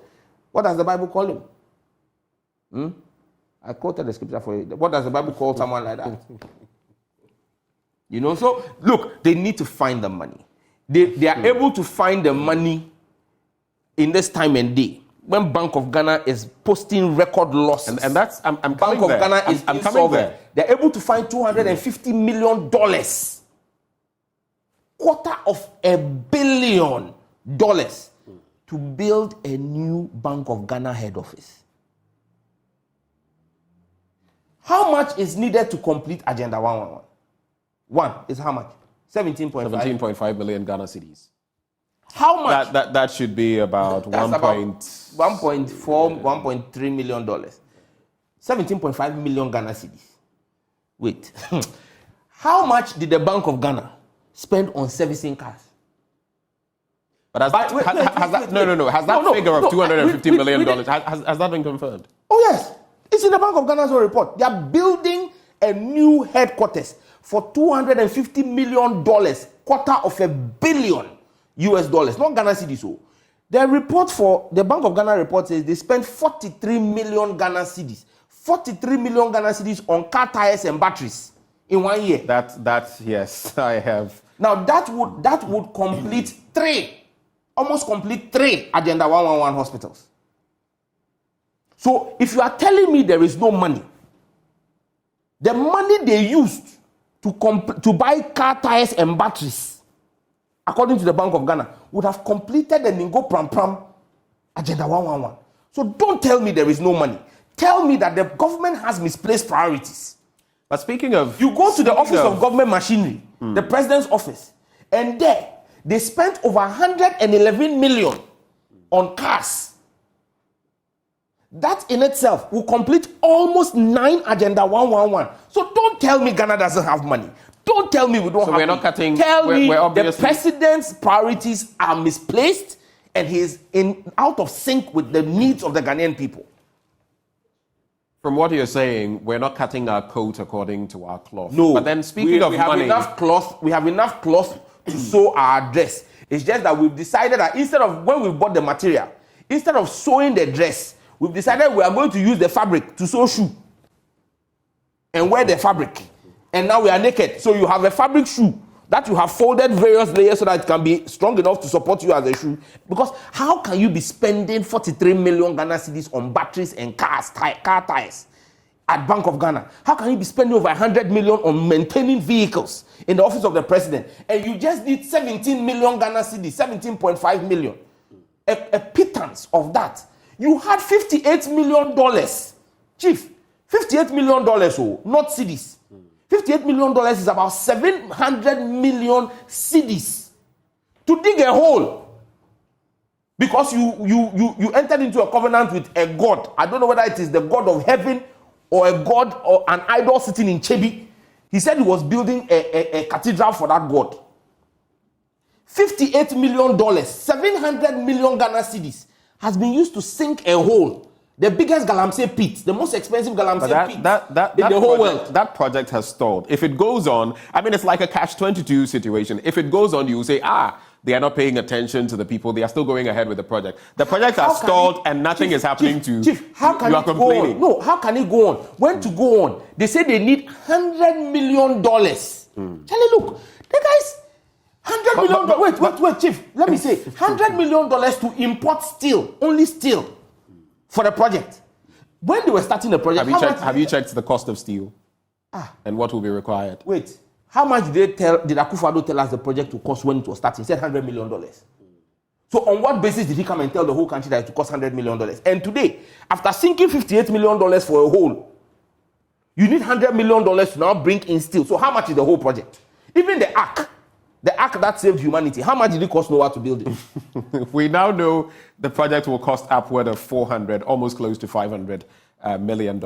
And so you see why I say that it is not true that it's not correct to say we should cut our coat according to our size. We have the cloth, but we are not using it for the right thing. Let's talk about the cloth and the sums of money we have as a country. Now, if you look at the DDEP and what it costs the Bank of Ghana, the central bank, over 32.3 billion Ghana cedis in terms of just their principal. In fact, they were the only entity that took a hit both on principal and interest.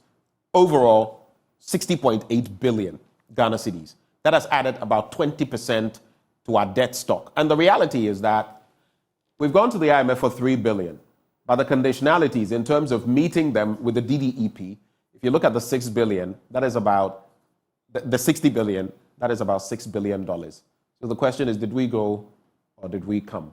Twice the sum of money we are getting from the IMF is being lost. And we're going to have another round. Dollar-denominated bills, IPPs. Dr. Amin Adams said, you either take it or leave it. If you don't take it, you may even forfeit all your sums of money. Quick thoughts on our economy vis-a-vis the Bank of Ghana and the DDEP. The Bank of Ghana is a crime scene. How do you explain that? It's a crime scene. How do you explain that? You have a governor, Philip Addison. Ernest Addison. Philip is his brother, Philip the is lawyer. his brother, the lawyer, the one that Dave Brown know.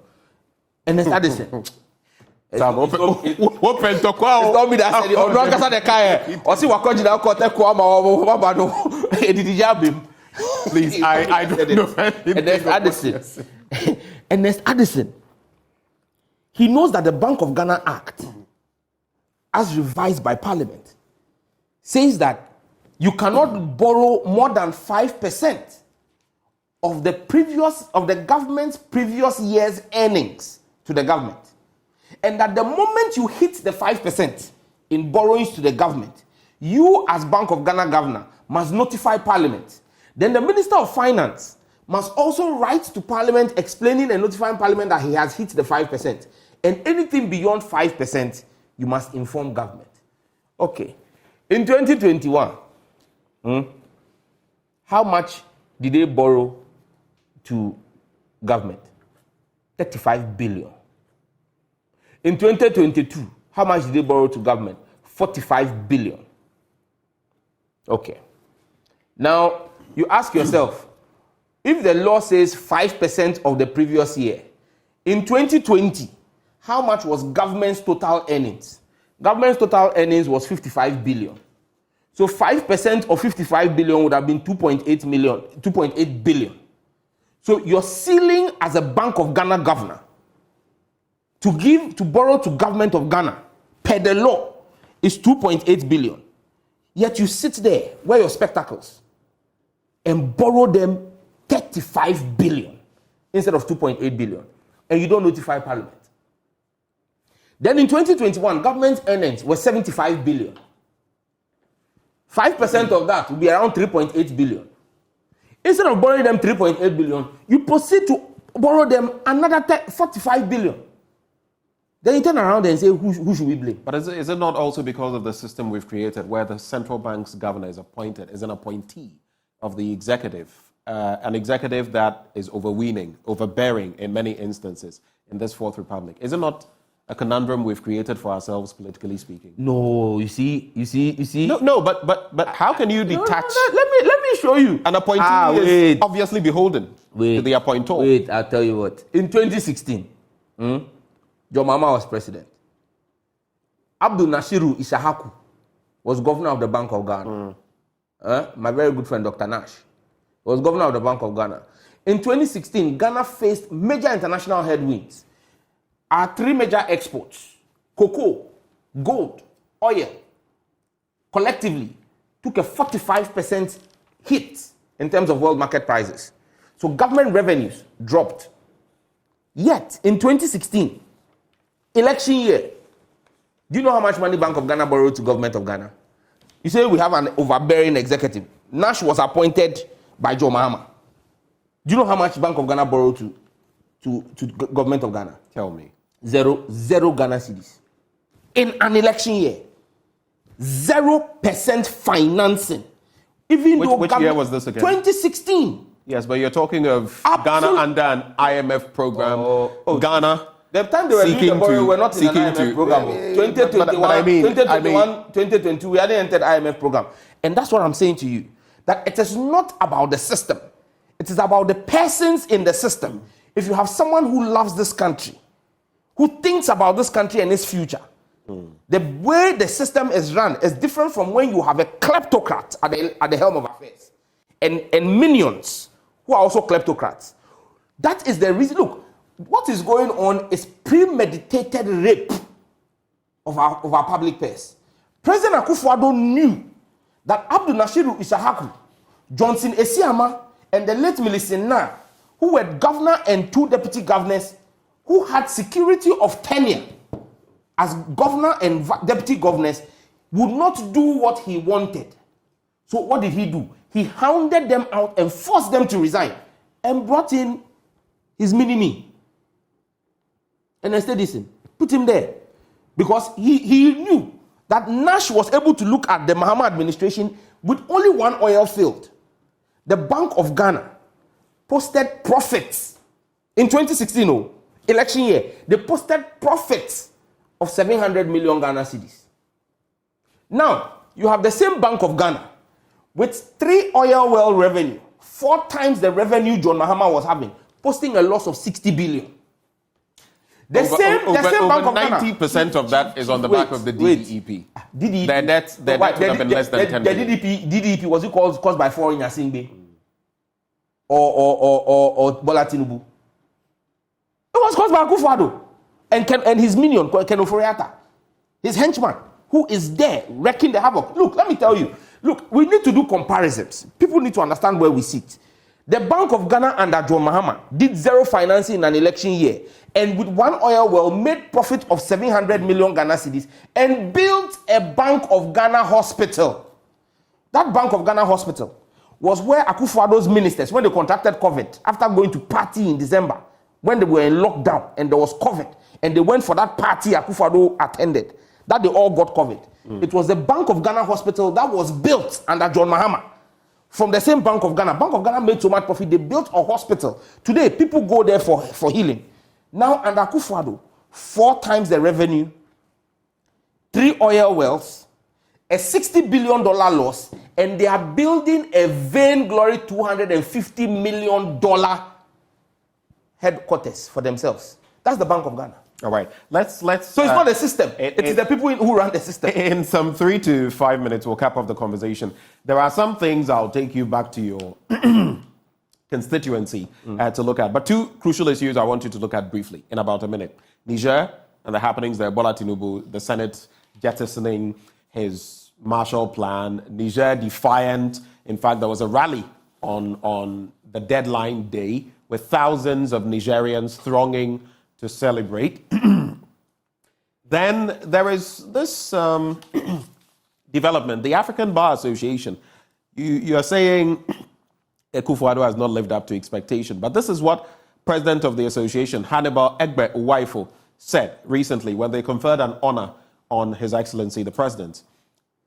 She said, in fact, he is a Pan-Africanist, anti-corruption crusader, a rare, please pay attention, a rare democratic leader in the field of good governance, a true African statesman whose legacies present African leaders must emulate, and we are minded to say will stand the test of time.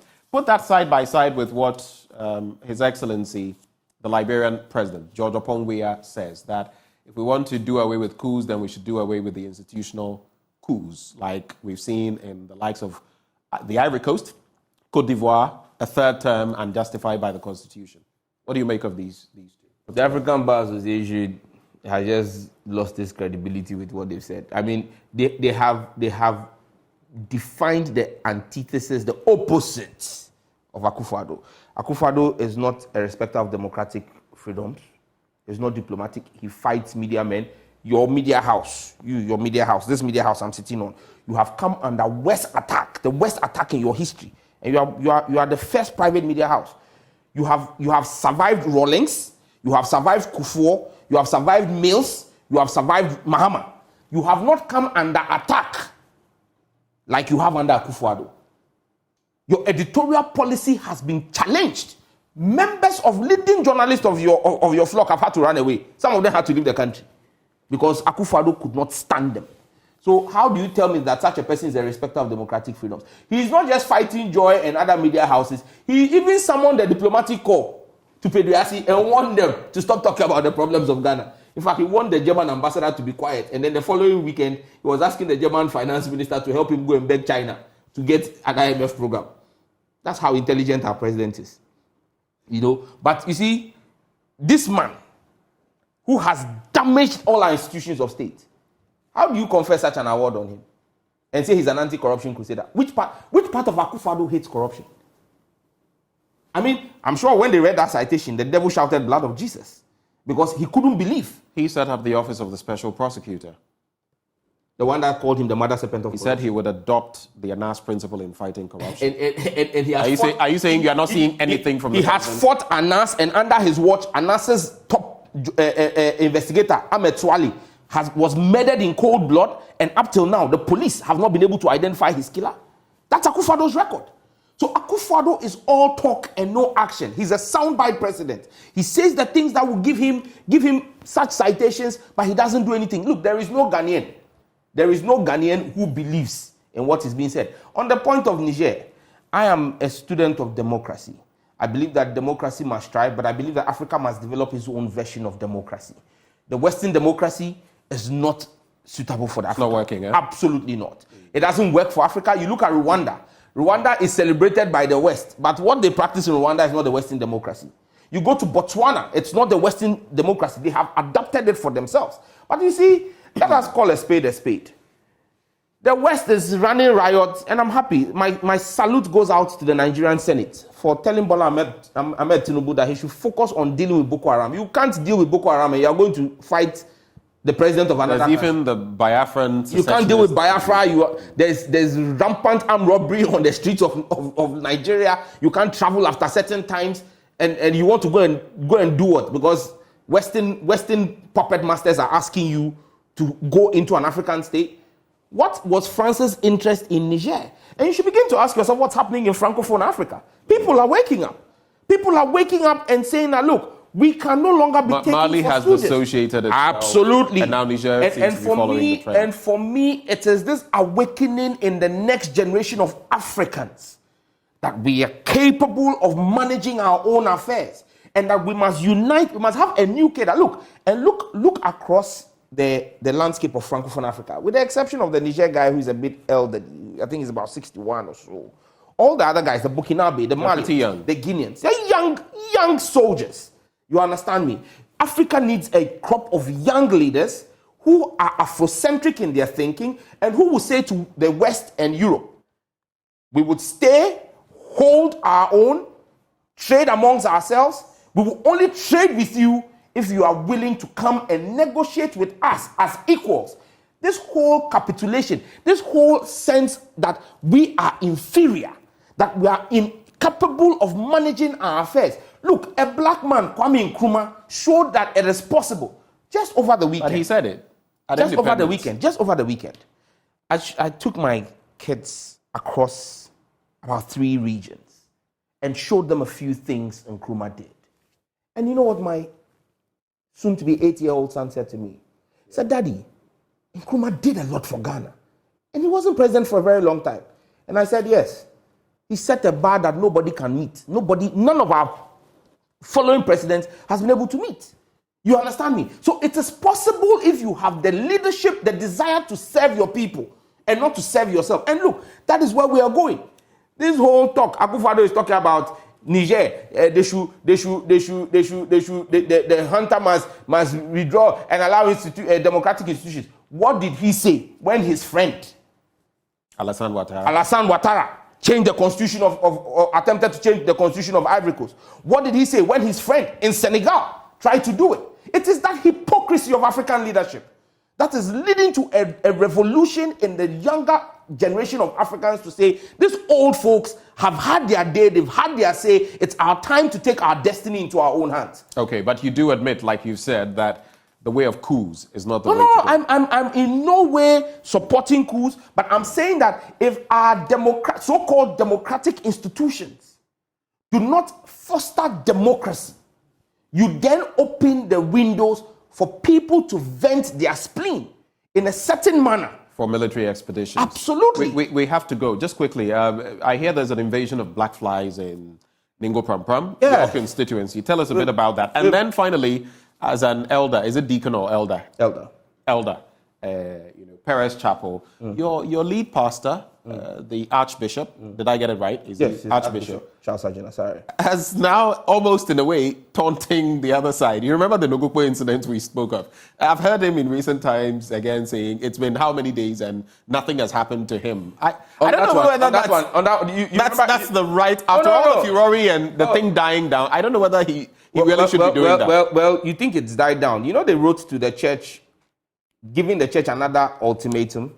They did. Yes, they gave the Archbishop a second 7-day ultimatum and now said they were going to go to court. And we said, okay, fine. If Nogokwe can fight the Archbishop and he needs to go to court, that's fine, they can go to court. So you see, but let me tell you something. Nobody should say that the Archbishop is taunting them. If you read the Bible, when there was the showdown between the prophets Elijah of Baal and Elijah, the prophets of what did he say to them? He said they should cut themselves and they should shout louder because maybe their God has traveled. Was he taunting them? Actually, he was. Okay. But then eventually, when he called upon the God of heaven, he said, let fire come from above. What happened? Fire came from above. There is one God. We were told that we will see who rules the cosmic. We have seen who rules the cosmic. We're in a dispensation where there's a fine marriage between traditional African religion and nobody has a problem. Christianity, Islam, and all of that. We respect all of that fine balance, but we are saying that somebody threw a challenge to our God, the God of heaven that we serve, Yahweh. Someone said that one of his generals, one of his oracles, Ajinasari, if he did not come and submit to them, was given a 14-day ultimatum and he will see who rules the cosmic. Today is, I think, day 64, 65. And we are seeing that Ajinasari is there. I mean, this is not taunting. Someone threw a challenge. The challenge has been met. Your challenge, you've not been able to... 60 days and I'm still dancing. You've not been able to carry out your challenge. So this one, it is for you to go back and reconsider. Because you see, Ajinasari didn't wake up and throw a challenge to anybody. Okay. The challenge was thrown from a certain quarters. He accepted the challenge. How do we resolve this finally? And let's do the black. Which one? I mean, this issue. How do we? For us, we are worshiping and thanking. I don't see how you can solve religion. You know, there's a reason. There's a reason you don't take the God spiritual matters to court. Yes, there's a reason you don't take spiritual matters. That's why I was surprised they said they were going to take us to court. But that's why we are thanking God. And you see, remember when the 10 lepers met the Lord, and he told them to go and take the bath.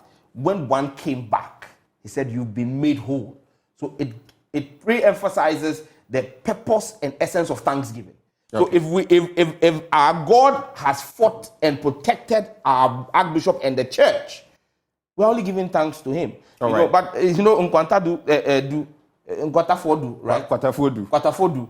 You know, that's how our national chairman has described the 10 contestants in the MPP. Oh, Sam George. Okay, fine. 10 lepers. And the one that goes back to thank Akufo-Addo, he will anoint him flag. Black flies. 30 seconds, let's go. The black flies, we are still waiting for. How are you dealing with it? Well, we've worked with the Neglected Tropical Diseases Unit of the Ghana Health Service. Okay. They came, we identified some of the breeding sites. We're trying our best to mitigate it. But these things, they thrive in fast-flowing water. And that particular water body we found, and they actually bite. All the way from the Affail Plains. Yes, it bites. And so we've procured some. My office has procured a few repellents that are FDA approved against them. We gave them to the assemblymen. We've distributed those. We want to see the efficacy. If the reports we get show that it's working, we'll try and do a lot more. But for now, all we can do is to continue to urge people to cover up as much as possible. Because I have seen some of the sores, and they're when it bites you, it leaves like a little pus, and then it becomes a sore. But we wish Kwatafodu 10 lepers. Let's see which one. Sam George is Member of Parliament for Ningo Pram. Sam George. Anyway, we all call him Jata. It's been quite a conversation. Please remind Greda that I'm still waiting for my suit.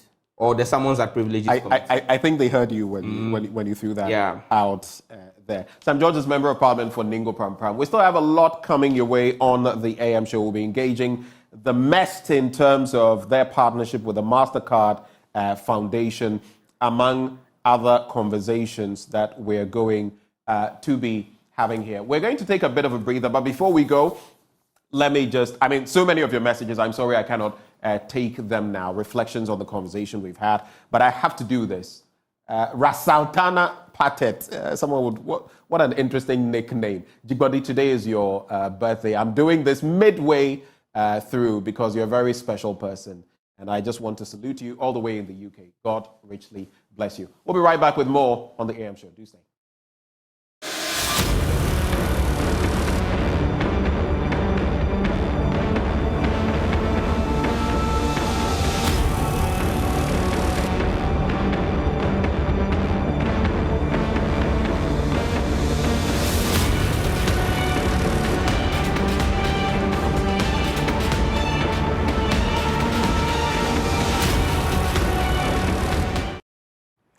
Hello there, how are you doing? Thank you so much for staying here on the AM show. I am Bernice Abube-Dulansa, and that was a conversation Benjamin just had there with MP for Ningo Pram Pram, Sam George. But it's now time to have a very, very interesting conversation. 12 people, 10,000 kilometers, a dream to raise funds for charity. Today I'm speaking to Wanderlust Ghana, a group of 12 Ghanaians, one woman, good enough, who set out on a mission and they made the headlines the world over. And I'm just so excited to be engaging one of them this morning. And I will be letting you know shortly who that person is. And I will... We've been joined by Richard Oseni, one of the 12 who embarked on this journey. Hello, Richard. You must be exhausted. How are you doing today? I'm well. How are you two? I'm doing great. Thank you so much for agreeing to speak to us. And like I mentioned, you've made headlines. You've been spoken to by international news organizations, and even locally, a lot of conversations have started as a result of your initiative. And like I said, this trended, so people have snippets of information about, you know, the journey, the issues you encountered along the way. But I would just like for you to start on what inspired this decision to travel to Ghana, to London from Ghana by road. Okay, thank you for this opportunity. Where do I start? Is this a family program? You've got kids listening? Yes, yes. The inspiration has something to do with an evening, with an encounter with a bottle of single malt. And it's interesting how what sort of inspiration or what sort of ideas alcohol can incentivize. Please, if you are 18 and below, do not drink. Let me put that in one. I like that. But yes, I mean, random evening banter with a team. My colleague and I, or my team member is virtually my brother. It's an interesting way we met. We actually met. He was staying in a hotel in Dubai. I was staying next door. He posted a picture of beer. And I said, where are you? He said, I was next door. And then we jumped together. And then that's how we met like 6-7 years ago. So over the years, we've been meeting, we've been traveling, we've been doing all sorts of things. But one evening, we were just sitting there and I was like, this sort of came as of, why don't we do a trip to London? It's possible to drive. And immediately, as meticulous a planner as he is, he opened a spreadsheet and started plugging in different things, the routes, how long it would take, the hotels along the way. I mean, everything that Google could give us. Right. He started building a model. And this was about 2019. Yeah, I'm glad you mentioned that, because I was going to ask you how long it took from conceptualization to executing the dream. Yeah. This was around 2019. And then COVID hit. And suddenly we couldn't travel out. The borders were shut down. We couldn't travel. So we postponed for a few years. But in between 2020 to 2023, we've been doing road trips. We've covered the whole of Ghana, all cardinal points, north, south, east, west. Okay. We've gone up all the way to Wa. We've gone all the way to Alugo, crossed into Ivory Coast to test, or Cote d'Ivoire, to test border crossings. We've crossed into Togo to test that as well, just to prepare us for the trip. So it's not something that we just jumped off and just decided that we're traveling. No, it's been several years of planning and testing and remodeling. I have a background in risk management, so it's. Okay. I mean, several scenarios were built into the planning. The what ifs, what if this, what if that, what if this. So it's taken us around 3 years to get to this stage. And you've spoken about the time, but I'm also thinking about the investments that you had to make. You've told us how this happened, but the next question is why? Was it just to satisfy your own adventurous instincts, or there was just something more you were hoping to achieve with this? Why not?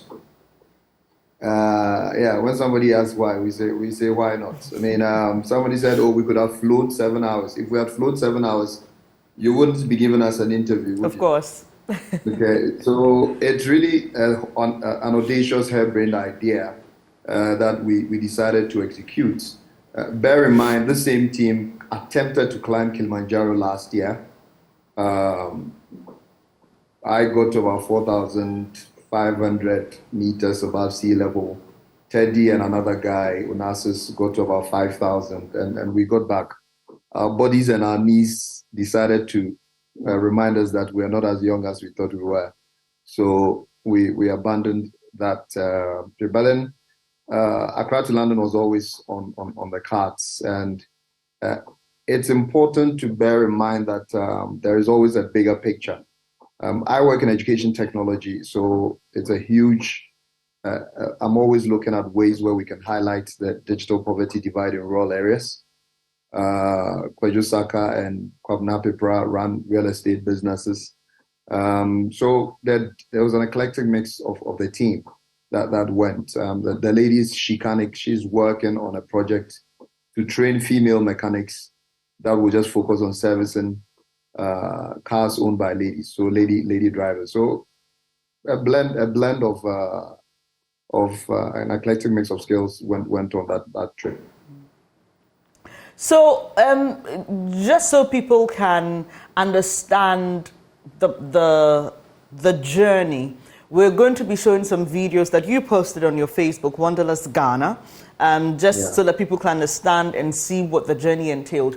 But was there any point throughout this journey that the group panicked or felt like, okay, our life is under threat, or probably we should have held back with this journey? Was there any point of regret? Oh, there are several points. Quite a few of us are managing long-term conditions, so stress doesn't. We don't do well under stress, and it's always a trigger point for some of us. Me especially, I'm the guy you hide when you get visitors. In terms of handling the difficult conversations and so on. So we started off in Accra, went up to Sunyani, stayed at Usbed Hotel. By the way, they have a fantastic Kobe pizza that you would like to try. Following day, we crossed over to Bouake in Ivory Coast or Cote d'Ivoire, and then moved on to Mali, Bamako in Mali. Crossing into Bamako was quite interesting because of the jihadist elements, searches, and they were stripped. Pretty much the cars and everything were just in case we're carrying weapons and so on. But a shout out to Honorable Kojo, the consul there, who helped us with our entry, who set us to dinner and so on. So we slept in Bamako one night and then moved on to Case. Now the road from Bamako to Case, which is a border town close to Senegal border, was not that good. I mean, bear in mind, we're doing about 1,000 kilometers a day. So any issues around the nature of the road slows us down. Slept in Case overnight. Then we crossed over to Senegal. The Senegal roads are first class. I mean, they are just. They are told, and we couldn't help but compare some of the roads to our dear old Tema motorway. These roads are first class. So we spent a day in Dakar. Some of the cars we were using are old cars. They had seen about 500,000 kilometers before we even used those cars. But they are heavy-duty utility vehicles. So spent a day in Dakar to sort out brake pads, oil filters, changes, and so on. And then moved the following day to the border to cross into Mauritania. Now that is where we had our first, when we talk of curve balls,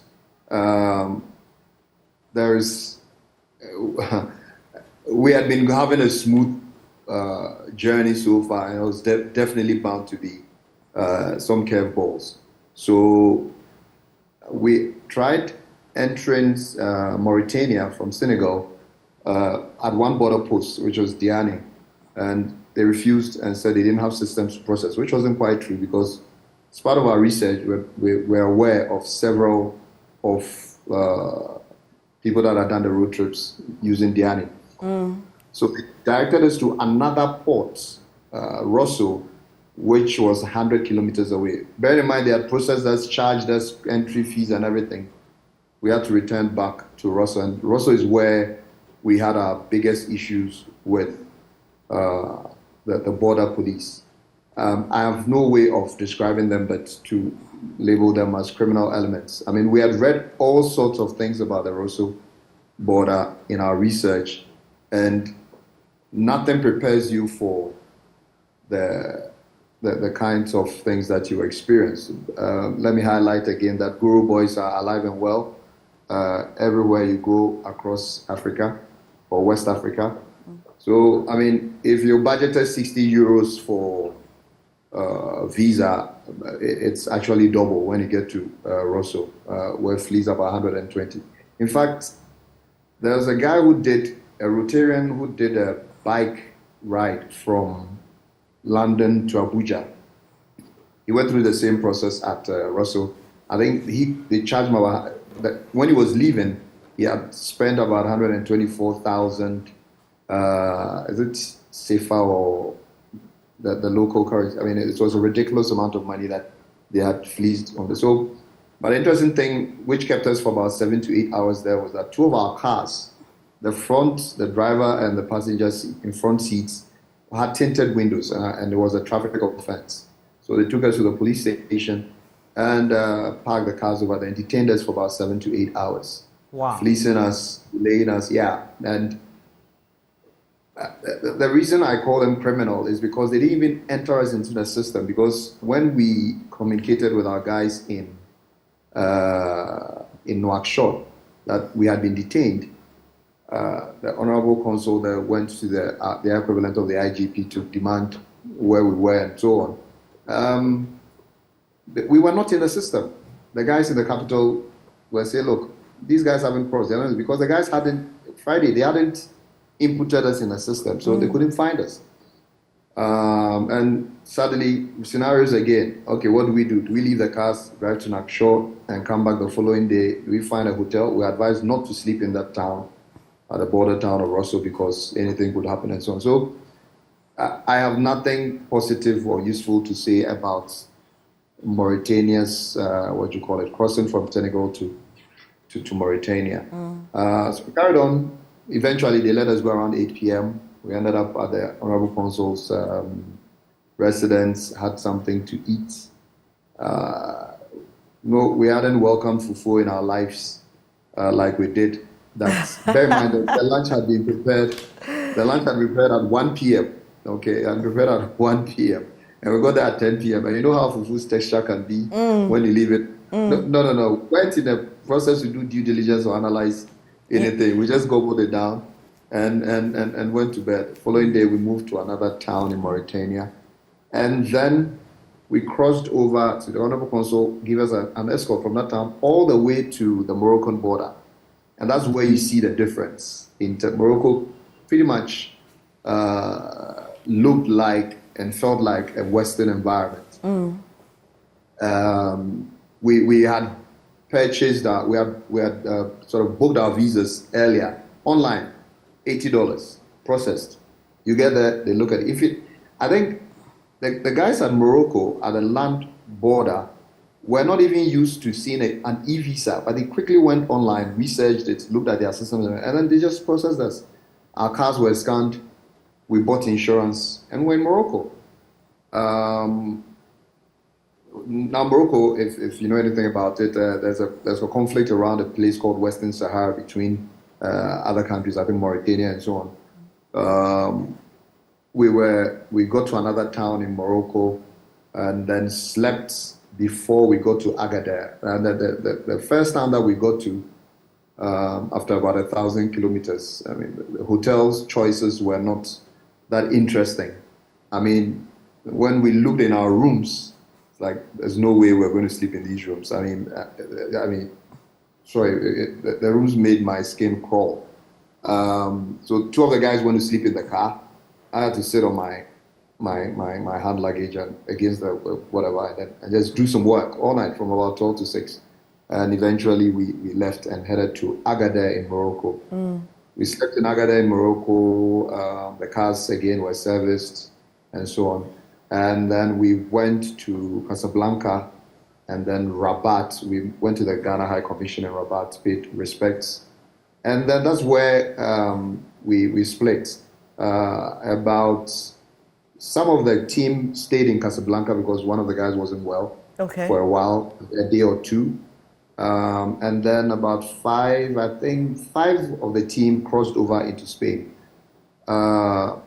Shikanik, the lady mechanic, and I parted in Casablanca because I had urgent work to do in Joburg. So I flew from Casablanca back to Accra, and then so I'm currently in Joburg. But 9 of the team made it eventually to London. They went when they go to Spain, Barcelona, went off to Switzerland where Honorable Victor Bampo hosted them. Yeah, we saw the photos. There was fufu there again.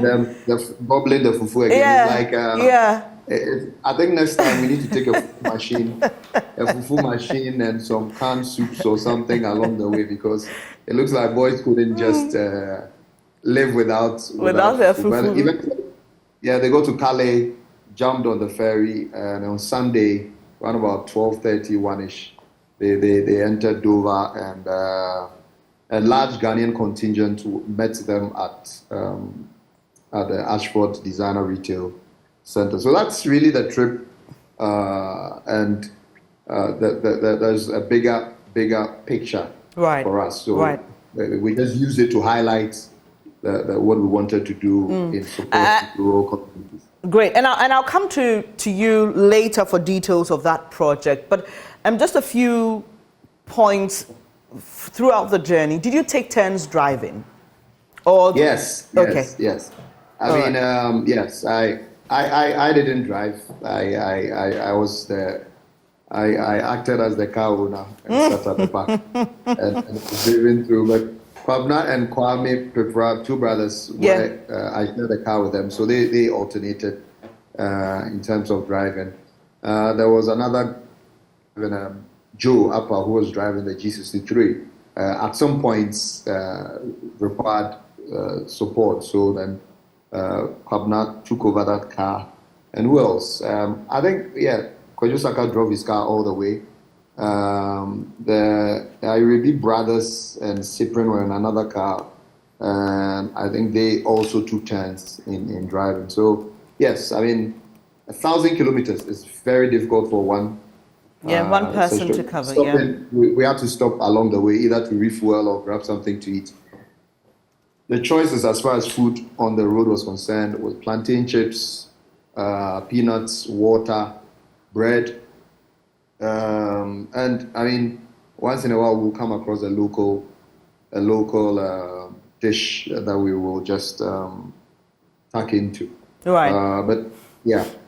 So it's interesting as it sounds, but we all know the instability in our sub-region, and you spoke about places where there was some conflict ongoing. Was there, and you left family, you left family behind. Was there any point that any of you was discouraged by a family member or friend? Guys, take it easy, We've just had a coup in Niger. You never know what could spring up in any of the countries you're going to. What was it like for your family when you were leaving and saying your goodbyes? Okay, so I think that the point is that we've done this several times. Right. Not all the way to London, but there have been many trips that we had done. But this was a major one, a big one. So definitely there was a cause for concern. I didn't tell my mother that I was driving to London because she would have just panicked. But my siblings and other people in my family knew.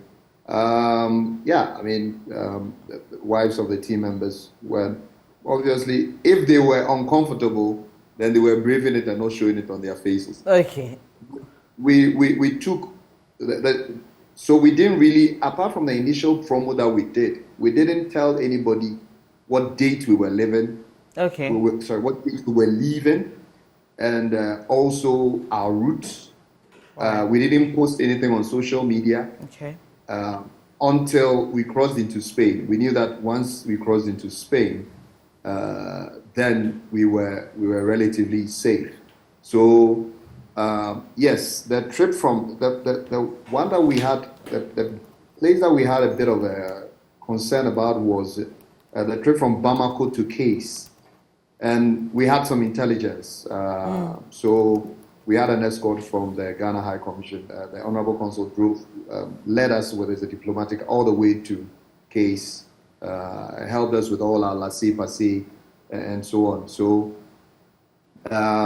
we encountered some guys with guns and so on motorbikes. We were told they were traditional hunters. The trick they usually use, we understand, was that they will just block the road with their cattle. I understand they can talk to the cattle like you talk to your dog, and the cattle will just sit in the road, block, and then they attack from what you call it. But we came across several scenarios like that, but those guys were just headers. They weren't jihadists.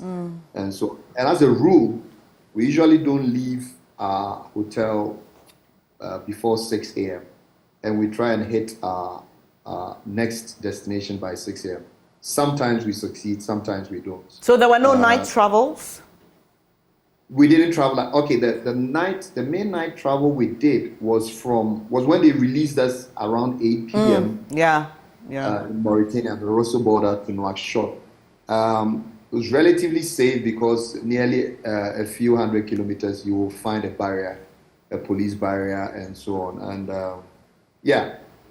so we don't travel before dawn, and then we don't do after dusk.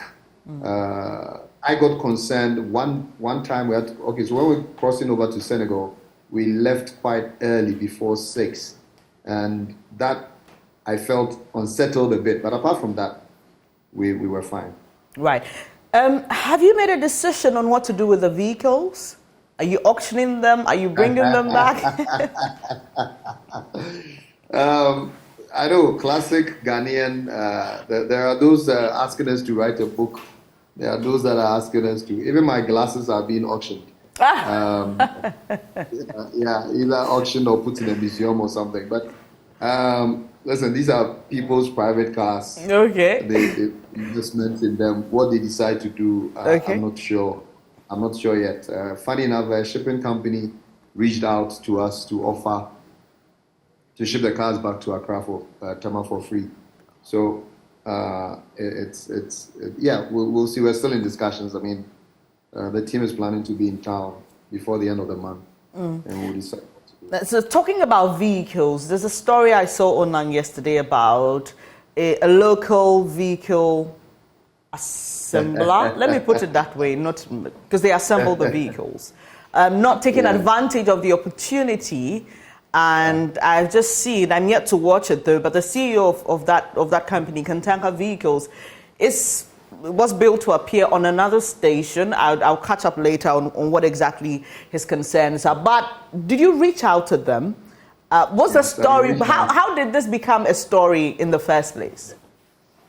Listen, we are pro-Ghana to the death. I mean, Ghana, Red Bull, I mean, we bleed Ghana. So anything that we do, we eat Ghana, wear Ghana. And was like, look, this will be a fantastic opportunity to showcase a vehicle that's been assembled in Ghana to the world, to demonstrate that, yes, you can drive from Accra to London with a Ghanaian-made vehicle. I'm not sure how old you are, but when we were growing up, there used to be there was a locally assembled car. I mean, so sometimes with VW, all these cars used to be sort of, so we wanted to do something, and we approached the CEO, we approached members of his team. We couldn't even get an appointment. listen, this is one of those things that we've decided to let it slide. Yeah, because it sounds like with all the reactions I've seen, it appears that he says he wasn't aware. You know, we've got receipts, as they say. We've got receipts, but again, we're being what's the word I'm looking for that I can't find? Magnanimous. Just let it slide and let's move on. Right. All's well that ends well. We've done it. We've demonstrated it can be done. The core messaging around our course is what we want to focus on. This is that's all we want to leverage. Sure. So let's move on from there. Let's move on from there. There were a lot of people on social media who were super excited by this adventure that you embarked on. You were featured on the BBC. I saw other, international, coverage on this entire trip. Is that something you expected? Or were you a bit overwhelmed by all that support and love? Yes. So we are kind of having to make it up as we go along. Yes, we're all business people. We have an insight into how marketing works. At some point in our lives, we came across the 4Ps: promotion, place, whatever, and so on. So we have a fair idea how it works, but we've been overwhelmed by the response, the support. We've been overwhelmed by the attention. So yes, we're leveraging it to push our cause. We didn't plan for it. We didn't expect it. We all had a cause. So originally there was about 15 of us. We were like, okay, we will build one smart lab in whatever village or hamlet or wherever we come from to push, to bridge the digital poverty divide. So that's how we started. But along the line, guys lost vim. It's always been at the back of our mind. But one guy took it forward. That's Kwabena Irebi. Kwabena Irebi is a director at Afri-Exim Bank. And he's 50 this year. He says he's from Jamasi. If he hadn't had education, God knows where he would have ended up. So he also wants to give back. And we're supporting him. So the first phase of our fundraising is around Kwabna's initiative for Edu Sports.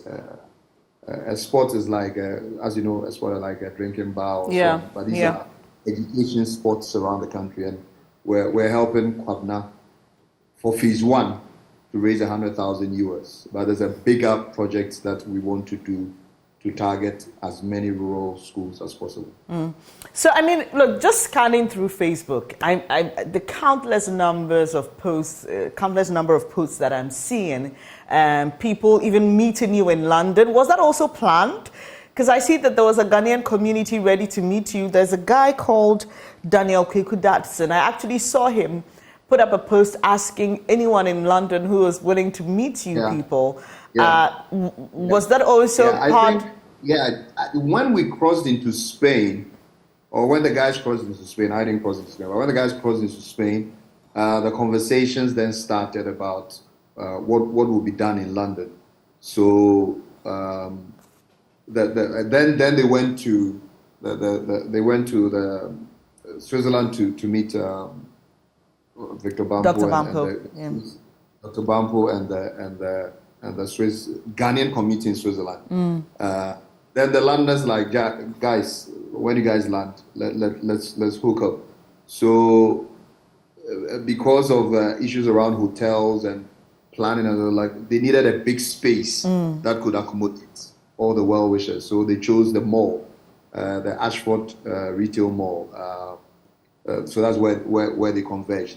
On the road, Rainbow Radio had reached out, Peace FM, and so on. BBC, Akwesi Sapon had reached out, Voice of America. There were all sorts of media that were reached out when they heard snippets of it.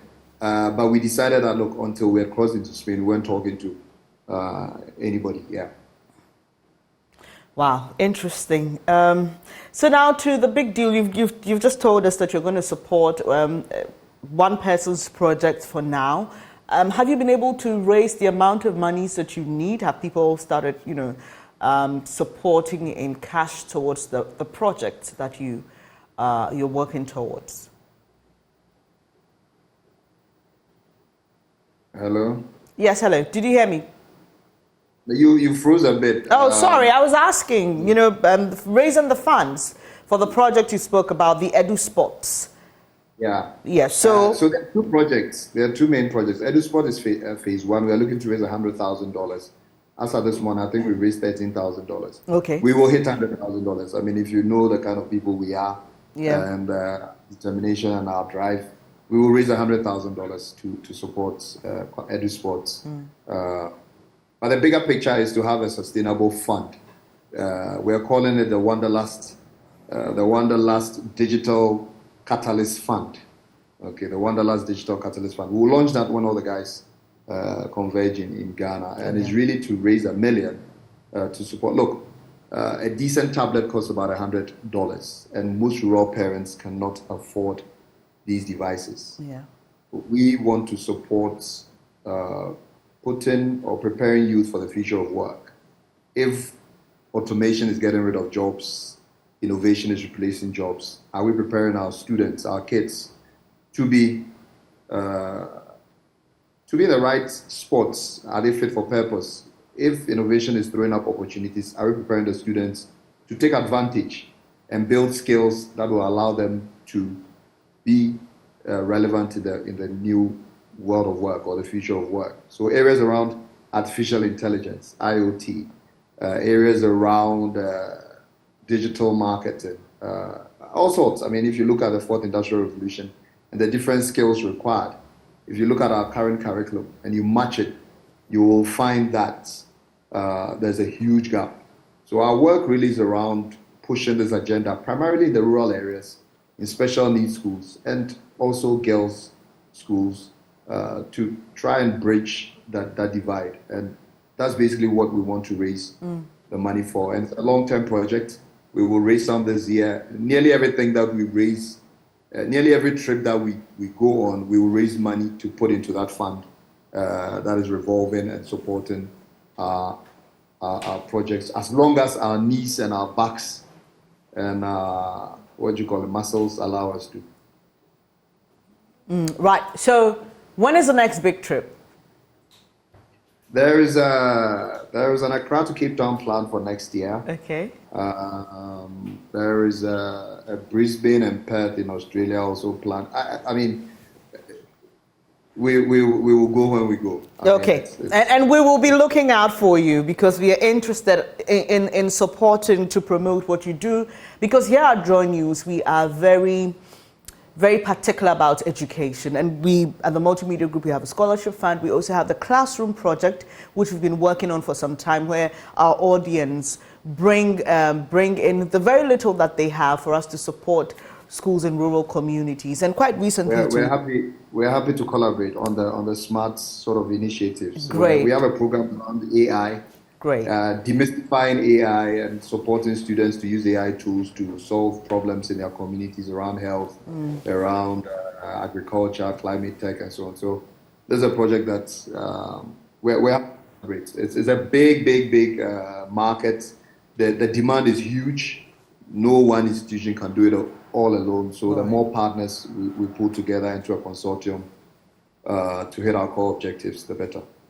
Look, I am in awe of your bravery. I am in awe of your innovation. I am in awe of everything. Let me save you a seat. Let me save you a seat on the Accra Cape Town. Yes, please do. I'd love to be a part of it. Why not? Come and I will gladly do it. So we have an agreement. Next year it is, right? Absolutely. If only you are not going to say in the morning you can't find your makeup, your wig is somewhere. Oh, no. Rush you. All those things. Not at all. I mean, we like it when it is raw and unedited, right? Because it tells the story sometimes. If you're on a road trip, it has to look it.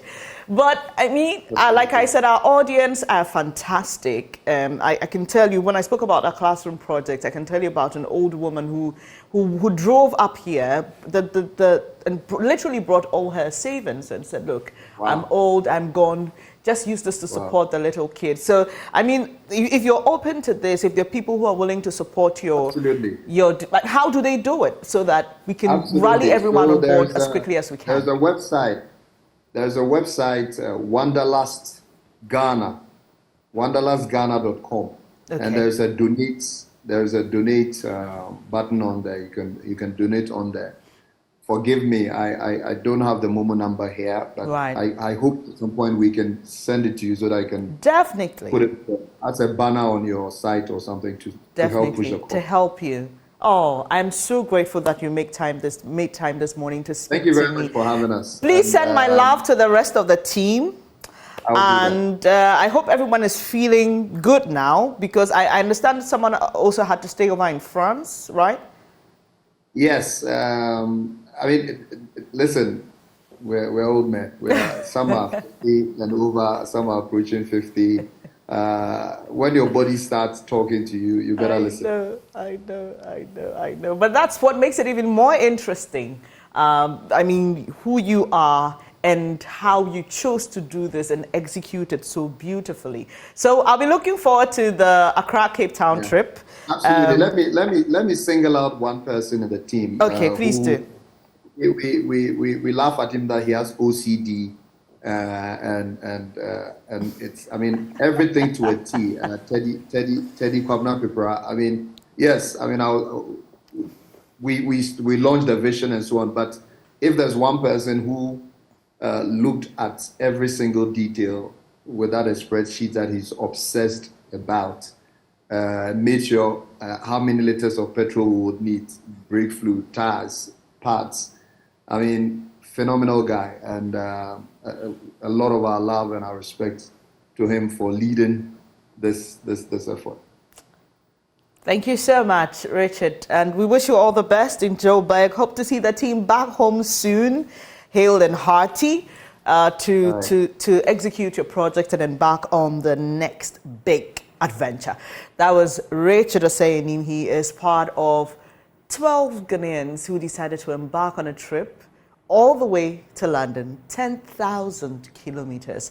He spoke to us about the highs and lows, but ultimately, this is to support education and education through the digital front, bringing in artificial intelligence, bringing in all the many new innovations that make education exciting, and that also will help children in rural Ghana meet the demands on the market. So you heard him, wanderlustghana.com, WANDERLUST. And by the way, Wanderlust means someone who has a very strong desire to travel. So the name and the expedition fits perfectly. So go to wanderlustghana.com and click the donate button so you can support them, help a lot of young Ghanaian children. It's been an exciting conversation, but there's another coming up shortly. MEST, in partnership with the MasterCard Foundation Center for Innovative Teaching and Learning, is thrilled to announce Advancing EdTech, a forum for innovation, a groundbreaking event, and I will be back shortly to share more details with you. Do stay.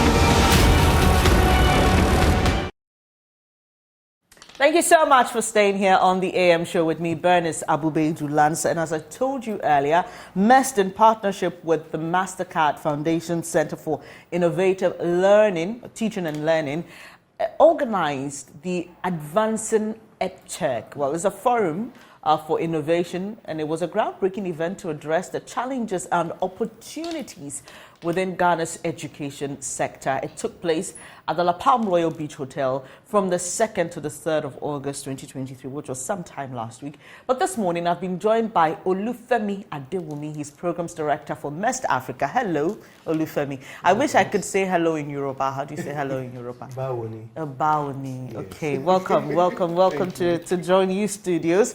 And the conversation I just had earlier was about a group of Ghanaians embarking on this adventure, yes. And I'm so happy and thrilled that their focus is on helping, give some good education material and learning opportunities to young people in Ghana. But this is what you've been doing for over the years, and you've partnered MasterCard Foundation Center. I'm thrilled to know what the conclusions of that event were. We know the problems, right? Yes.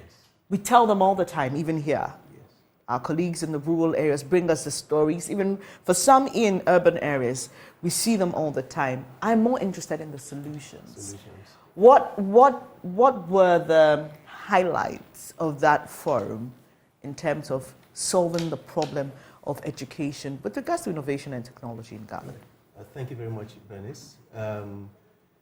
The event happened last week, 2nd and 3rd. We had the Minister, Honorable Minister for Education, attend. He gave a keynote speech.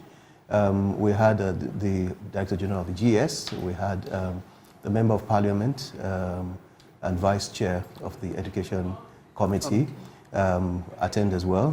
Was on the panel, and we had Angel Kabono, the President of the National Association of Graduate Teachers, also attend. So the idea was to bring stakeholders in the education and technology space together. We had a lot of homegrown EdTech companies in Ghana also attend to discuss the problems, like you said, and then begin to think what are the solutions to advance the adoption of EdTech in Ghana.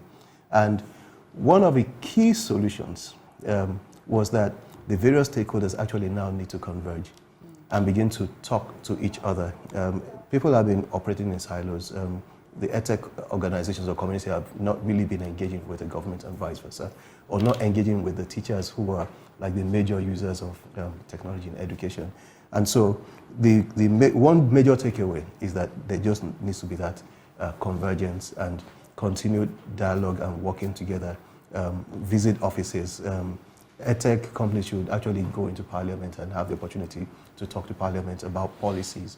In fact, the Honourable MP, Dr. Prince Ama, said he was going to table the EdTech policy in Parliament. Okay. So I think we already have key directions. The Minister for Education says there's a sense of urgency actually.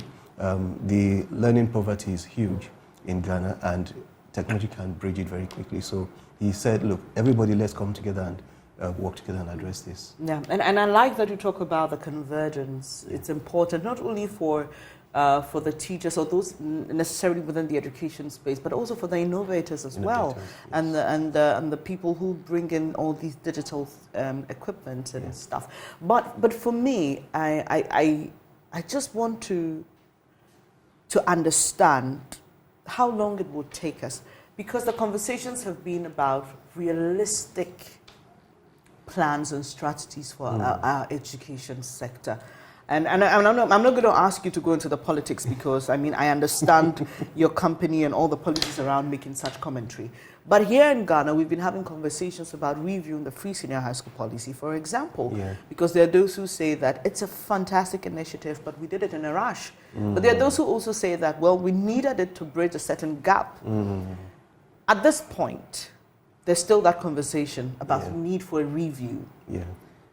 How do we set realistic goals and targets for ourselves? We know that we are way behind time, but I also see that sometimes there's such a rush to achieve without planning. And so laptops, for example, there was a policy by the teacher unions to give laptops to teachers. The teachers came and they fought it fiercely. Now we understand that some of them don't even have the laptops. So the ideas are there, but it appears execution is the problem.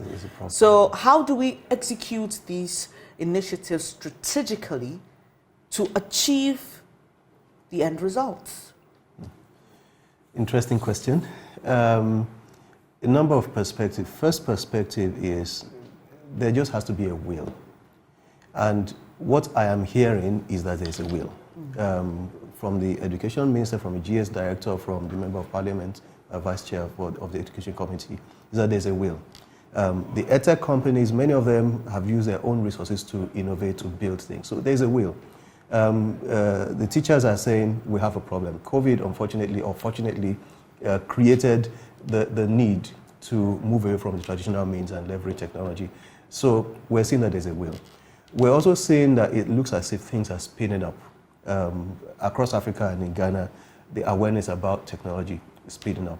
MasterCard Foundation has helped significantly with the EdTech Monday radio show that's held last Monday of every month to promote awareness about technology.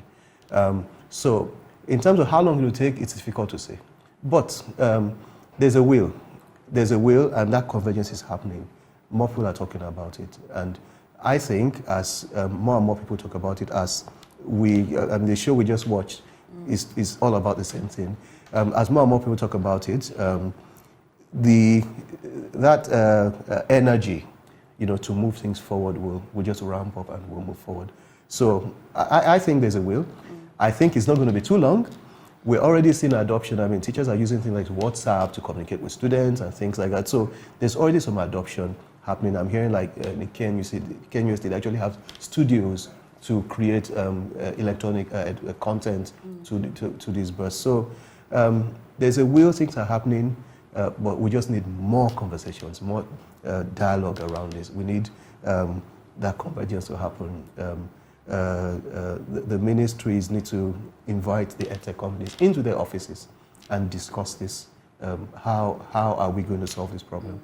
A lot of possibilities open up when things are discussed. Right. And not everything actually is about money.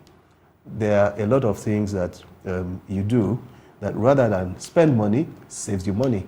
Technology actually is a major money saver. We just keep talking about it, keep pushing, things will pick up. So this forum is one of the many things MEST Africa has been doing. Tell us your work particularly in Ghana and what you've been doing over the years. Okay, since 2008, when MEST was started, we have been training software entrepreneurs. We have our flagship program where we bring 60 young Africans from all over the continent into Ghana on a one-year scholarship, fully funded scholarship, to train them on how to build software companies. And then during the program, they actually do build companies. And at the end of the program, they pitch those businesses to our foundation for investment. Okay. Usually, roughly, maybe 7 to 11 of them receive up to about $100,000 investment every year. And then we support them for another 18 months to take those businesses to the market.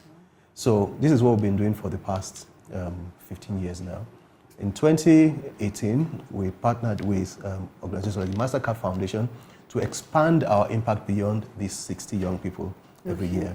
And since then, we've accelerated well over 200 startups in Ghana. We've trained, I think, well over 1,000 now, young people with digital skills and helped to match them with jobs.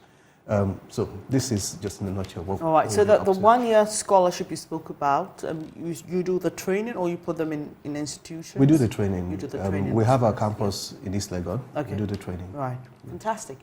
So if there's somebody watching us who wants to be a beneficiary of your scholarship opportunities, how do they access that? Our website and our social media channel has information about how to get into our programs. Okay. For the training program that I mentioned, the application usually starts around September and it remains open till about January.